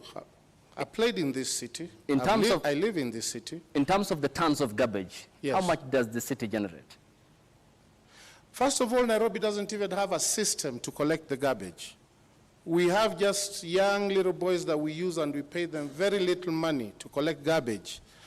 Nairobi needs to set up a garbage collection system that starts from collecting garbage from the homes all the way to how the garbage is disposed. We don't have that system. We need to set that system up so that we can have a systematic way of collecting garbage in the county. Once that system is in place, then you'll not see garbage in the city. But we cannot have self-help groups, young boys collecting garbage in an unsanitary manner, and we call that garbage collection. We need to have a system set in place with the county government, and that's what I'll do when I become governor. Mr. Herman Growell, Nairobi County generates about 2,500 tons of garbage in a day. Out of this, only 1,800 is collected and transported. About 700 tons cannot be accounted for, and you and I can guess where that ends up. If elected governor, how do you seek to fix this problem? Okay. So this mostly comes to how are we managing resources. So resources would be goods and even waste. So when we talk of goods, are we managing a system that allows for the collection and recycling of the waste? Secondly, we look at the waste generated. How is it ending up in the dump sites, for example? Is all of it ended up in the dump sites? So it's simply about now tracking how much garbage generated from certain areas, how much needs to be handled, what is the success rate of the systems we have put in place. Because when I was reflecting on garbage, it was one of the major aspects of my manifesto, because to work in any place, whether it's an office or in a county, you shouldn't have garbage everywhere, you shouldn't have sewages open. Because I've also walked through several slums in Nairobi, and I don't understand how we have the funding for something simple such as manual labor, which is minimum wage, which is all that's required to collect garbage in certain areas, and then now move it to a recycling plant. Thank you so much. That's why I spoke on how we need to partner. So even with recycling plants, we can export shredded plastic to other countries. Mr. Growell. Your time is up. Okay. All right, thanks. Ms. Nancy Wambui Mwadime, the issue we have talked about is very important. What's your easy, immediate fix to garbage problem in the city? About the garbage issue, one thing I want to say that people have complained that at times leaders give manifesto and they're not able to fulfill what they have said. Especially the issue of the garbage, I would say this is something I need to get to that office and sit with the other parties, and we see the way forward on how to handle the issue, because it's a big problem at hand. Which is the way forward? As I've said, there are some issues one would need to get to that office and sit and look all around and see how to solve. And the garbage is one of the issue one would need to go and get to the office and sit with the bodies related and see the way forward. And how does that way forward formula look like? Because the people of Nairobi watching this debate want clarity to the questions that we are asking you. What's the approach? How? I start by saying that we need first to start by educating our people. Because the issue of garbage starts by dropping it everywhere. So we need first to have the feeling that you cannot go dropping a peel of a banana everywhere. Your time is up, Ms. Mwadime, but there's 30 seconds for some clarity on something you said. You want to get to that house, sit down with some people to get solutions. The people of Nairobi want somebody, a leader who already has solutions. What level of assurance can you give residents who are watching you tonight that you have the solutions to the problems that they are facing in Kenya's capital? I have solution for many issues facing the Nairobians. Is garbage one of them? Garbage is one of them. So how do you sort to fix the challenges we are facing with the garbage issue in the city? We can go to the old, now we are calling it county government. Years back, we called it city council. By then, we had lorries, which used to go round collecting the garbage. And there was a planned area where the garbage used to be taken, and from there, it was managed. So what I'm trying to say is that we can get back to the Nairobi, which was there some years back, and the county government provide those services to the citizen, correcting the garbage and knowing where the garbage should go and knowing how the garbage will be managed. Thank you. Esther Waringa, 30% of garbage in the city is disposed of by a private company. This is a lion's share, and it's clearly a private affair. Yet the county is supposed to be offering services to the people. It's public dominated. How will you turn this around? You see, garbage looked in a more positive way. It's money generating. If you look at it that way, then you'll have a solution on how you can tap from garbage collection into the recycling and generate some money. So what I would really do is to have the county government deal with the garbage disposals, where the garbage installation, collection bins are placed in every estate, in every slum area, on the streets, and then that garbage collection is done by the city government, and we build some collection dumping sites in ward level, and then after that we are able to partner with companies that do recycling, and then we'll ask them that since we have brought the garbage to you, to the dumping site, then we create employment. We ask them to employ people who will sort that garbage out, and then after that, whatever profit they make, time is up, Ms. then it's able to, we ask them to Your give time us a is up. Your time is up, but Yes. let me add you 30 seconds Yes. to be clear on that. Yes. When you say that you will procure companies, do you appreciate the importance of public participation under the current constitution?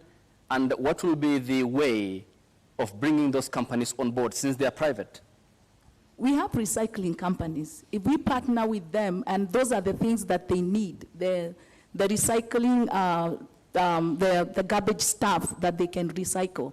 So I find it's easier because when you partner with them, you have made it easier. You've brought the garbage to a dumping site that is available for them to be able to collect it. That's how I would look at it. Okay. Yes. And your time is up. Thank you.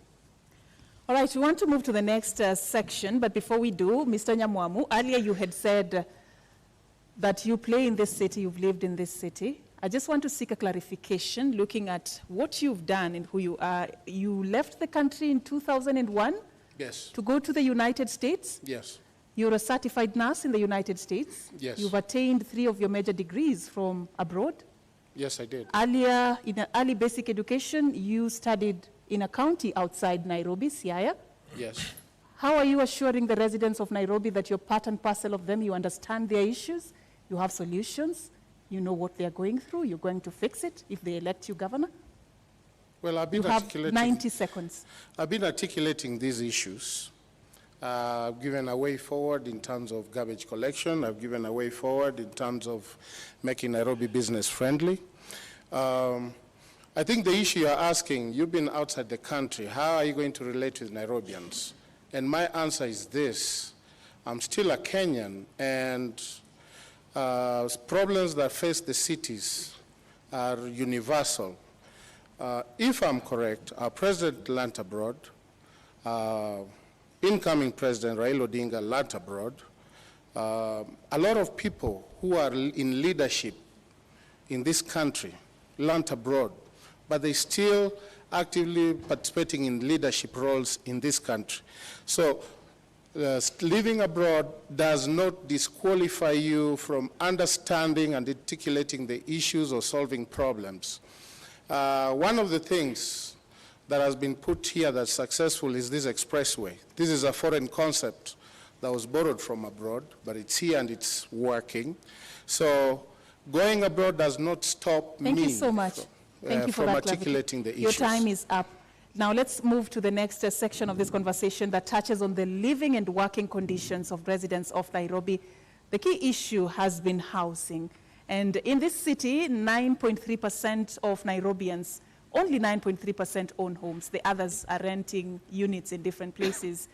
And also, it is a city that, according to statistics by the Kenya National Bureau of Statistics, 80% of the people who live in informal settlements across the country live in Nairobi. There's a huge housing crisis in this capital. Esther, I'll begin with you. If elected governor, how will you seek the housing crisis in Kenya's capital? Well, I would start with the housing crisis with the most affected areas, like the slum areas, and I would partner with the landlords who will sit down with the consultation and find out how we can be able to improve what is already there. For example, if I take Kibera slums, those are settlements where there are landlords who are owning those small houses. But if I came in as a governor and had a partnership with them where we improve the housing, we improve the condition that people live in there, and I'll come with support, like give money so that we can improve, and yet the people staying there will not pay a higher cost, but they'll still remain paying that because I've already chipped in some money to improve their living conditions. That's how I would tackle it. Then I would partner with the investors to build affordable housing. Thank you so much. Your time is up. Allow me, Esther, to add you 30 seconds, because you have mentioned Kibera, which is a constituency in Nairobi County. And as per the Kenya National Bureau of Statistics in 2019 census, this is a region or part of Nairobi which has a population density of 712 times what ought to have been 68,000 people per square kilometer. That's a homework, isn't it? That's a steep slope for you. How will you operationalize decongestion of informal settlements, which account for 80% of Nairobi's population, and Kibera being an example that you have fronted? Well, I wouldn't look at moving these people. I know there is cheap housing, affordable housing that was built for them, high-rise being one of them, but they never moved in there. They still came back to their own settlement.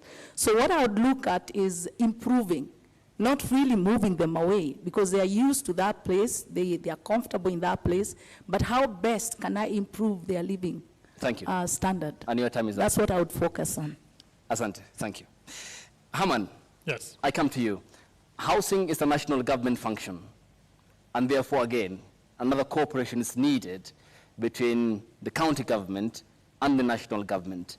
We already are falling short of the targeted 250,000 household units to be delivered. We are doing it at 50,000 at the moment. This rate needs to be speeded up by 3 times the current number. What's your cooperation with the national government if elected governor, and how will you address the problem of housing congestion in the city? Okay. So the question is based on supply being too low and demand being too high. Every businessman knows that this is a huge opportunity, right?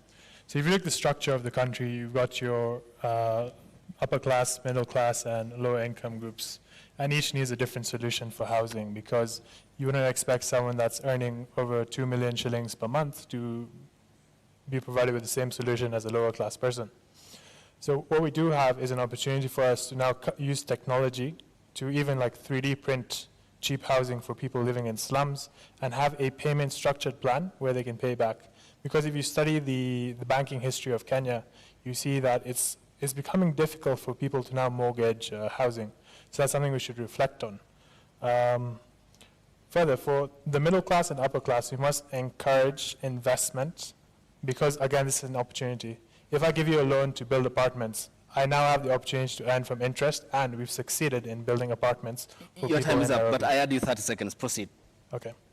And what I've also studied is, so aside from the whole aspect of this being a business opportunity for us in terms of providing housing to low income, middle income, and upper class people for housing, we also need to reflect on how there are a lot of unemployed people in Nairobi. So I've studied all the manifestos for different candidates, and someone like Wajakoya has spoken of making Isiolo the capital of Kenya. I understood the logic, but this is also something that can be applied here.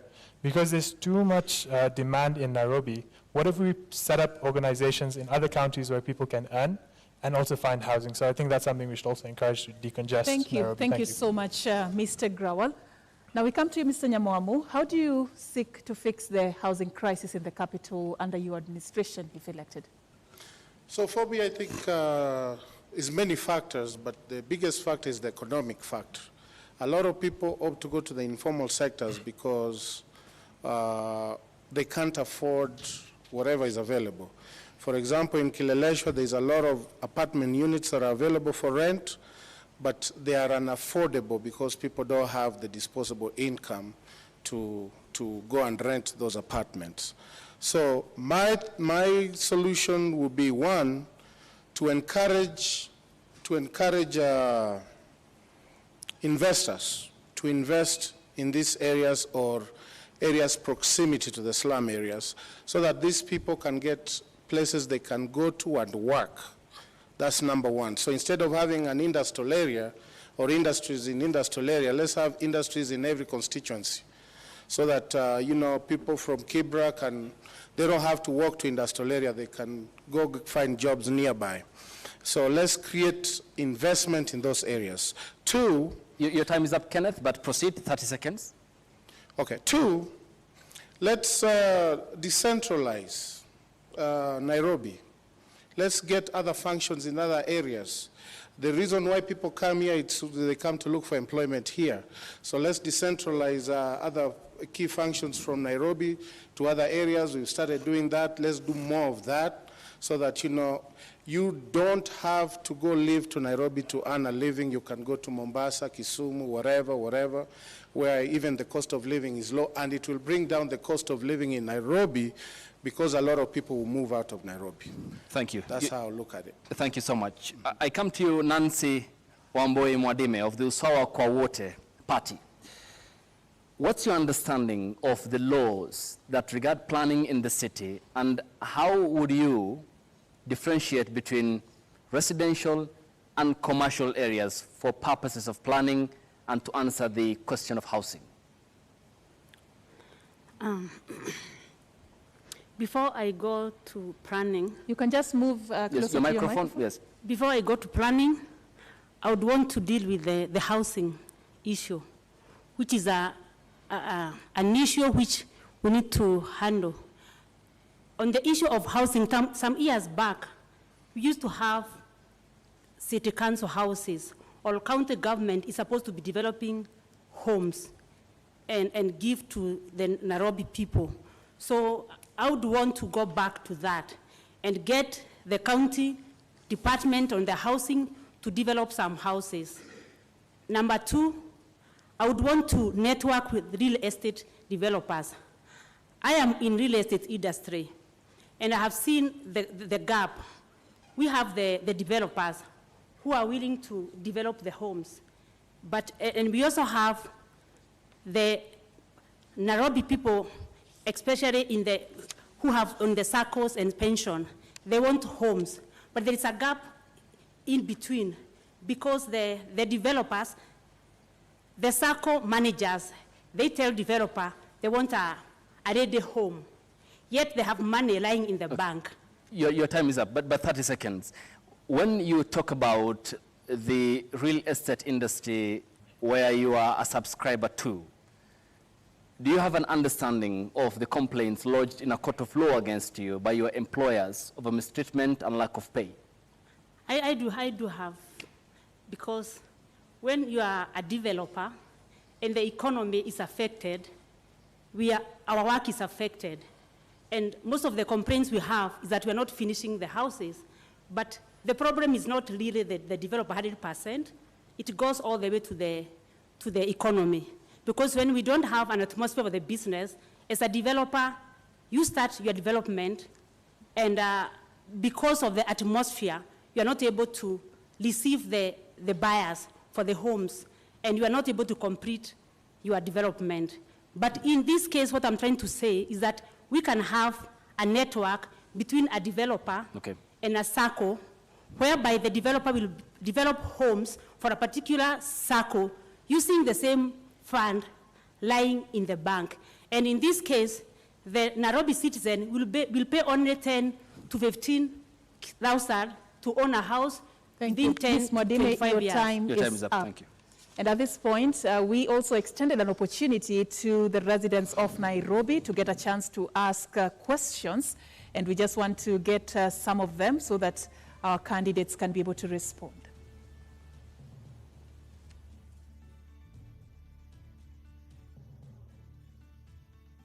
My name is Mercy Masila Achola, an executive program leader with the Maxwell Leadership Team and also serving in the Kenya Daima Steering Committee.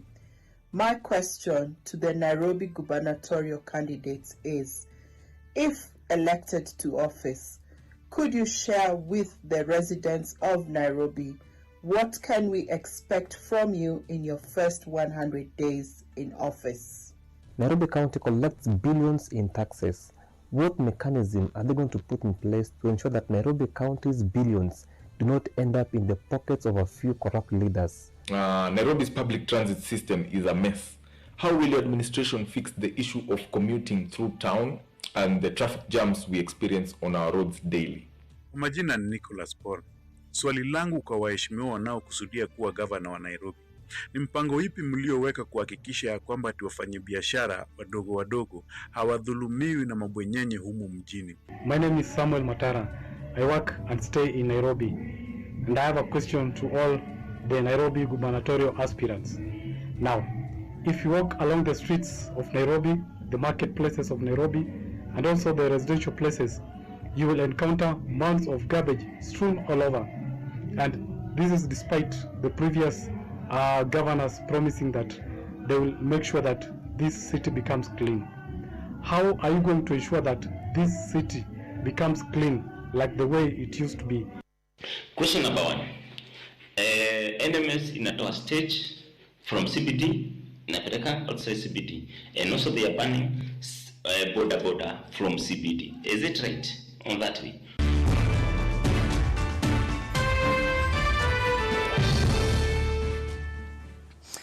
And those are the residents of Nairobi who sampled messages that we did play here, and we did engage them because they are very key and important since they hold the key to City Hall and in exercising Article 1 of the Constitution, since the sovereignty of power lies with them as enshrined and envisioned in Article 1 of the Constitution 2010.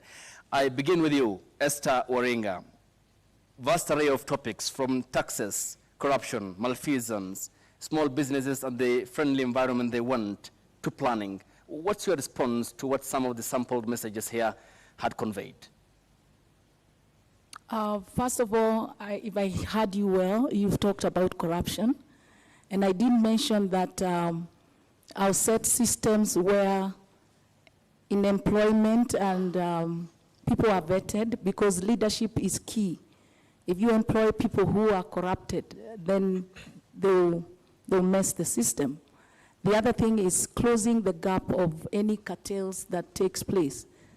If I heard you well, again, you've talked about, if you can say small businesses? Sorry? Small businesses and friendly environment that they are seeking. Yeah, small businesses are very critical because they have a high percentage of employment. I would look at boosting them after COVID, post-COVID. The businesses were affected. So I would form SACCOs that I'll boost money in those SACCOs, and then they would get loans that they pay with minimum interest. And your time as is up. They build up. Coming to you, Mr. Grawal Singh, we had tackled the issue of corruption, but I want you to also speak to some issues that have been raised there. What will you do within your first 100 days? And also, what is your plan to improve the welfare and status of those who are running small and medium enterprises within the capital? Okay. So I think the whole question of what are you going to do in your first 100 days is a very generic question. As a governor, it's not about just picking one goal and focusing on it. I feel it should be an expansive goal, and it's all outlined in my manifesto. What I want to do primarily in my first 100 days, if I must state in my first 100 days, is to clean up Nairobi. Because a lot of people in Nairobi are not happy, whether it's in terms of operation or the cleanliness. It does have an impact on the psychology of a lot of people. So I feel cleaning the area in Nairobi is something of paramount importance in my first 100 days. Moving on to SMEs. My running mate is named Michael Kimwele. He works for KCB Bank. He's in the department for SME loans. So there's actually a structured plan we have on how to help SMEs access funding. Because if you look at the history of a lot of countries, how do you stop, for example, the son of an askari being an askari? How do you help the son of a mechanic finally be able to buy a car?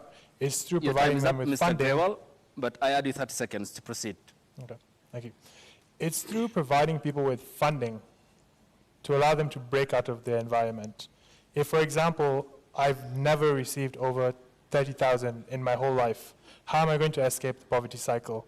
It's through having a structured plan, and even we have a system where we'll guide a lot of people in Nairobi how to start a business, how to run a business, and if your plan makes sense, we'll help you get funding for your project. And we also have some sort of mentoring system. So as you're operating, as you're growing your business, you'll still be monitored, supervised, and we work as sort of a team, as a family, so we can help each and every person in Nairobi grow. Thank you. All right, the same set of questions will apply to you, Ms. Nancy Mwadime. Within 100 days, in case you're elected, what will you prioritize? And also, as you do that, you also talk on what you plan to do to improve the status and welfare of those running small businesses within Nairobi. You have 1 minute. So the first 100 days, I'll deal with the employment.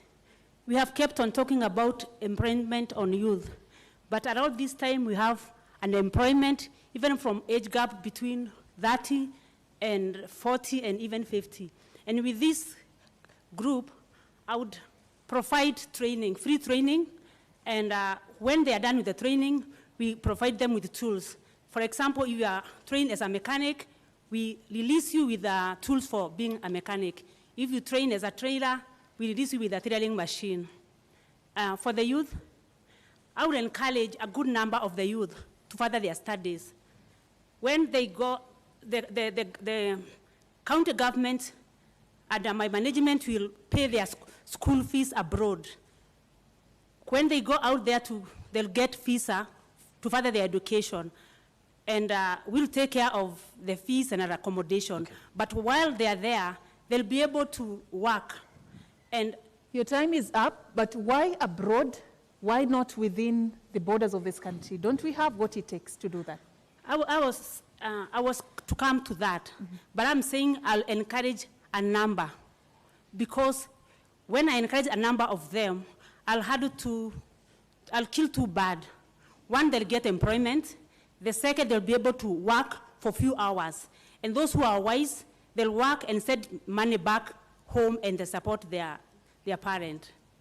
And for the local youth, I'll also get them to workshop and training, and I'll do the same as for the age gap between 30 and 40. I'll give them tools to start small businesses. Okay, Ms. Nancy Mwadime, your time is up of the Usawa kwa Wote Party. Mr. Kenneth Nyamwamu, how would you respond to the sample questions from the people of Nairobi County? So first things first, let's make Nairobi business friendly. Let's invite international investors. Let's promote local investors. Let's not criminalize people who are making a living. If we bring international investors and have them in every constituency, people will have jobs, and that will improve our lives of living. Let's reduce our business licenses by 50%. so that whatever businesses we have, they are not, the cost of doing business is a little lower and they are able to do business effectively in Nairobi. And the other thing is especially the issue of garbage. Let's set up a garbage collection system where we have days where and let the city council buy trucks. If they are not able to buy trucks, let them lease those trucks, let them lease from companies, partner with companies to bring trucks to collect, to have collection days and take them to collection centers. Your time is up, Mr. Nyamwamu. Can I have a little bit so I finish? Proceed, 30 seconds added, granted. So let's get these people who are, these young boys who are picking up garbage. Let's train them, empower them, show them the sanitary way to collect garbage. So that when the system is there, these boys can be incorporated in the county, and then the garbage can be taken to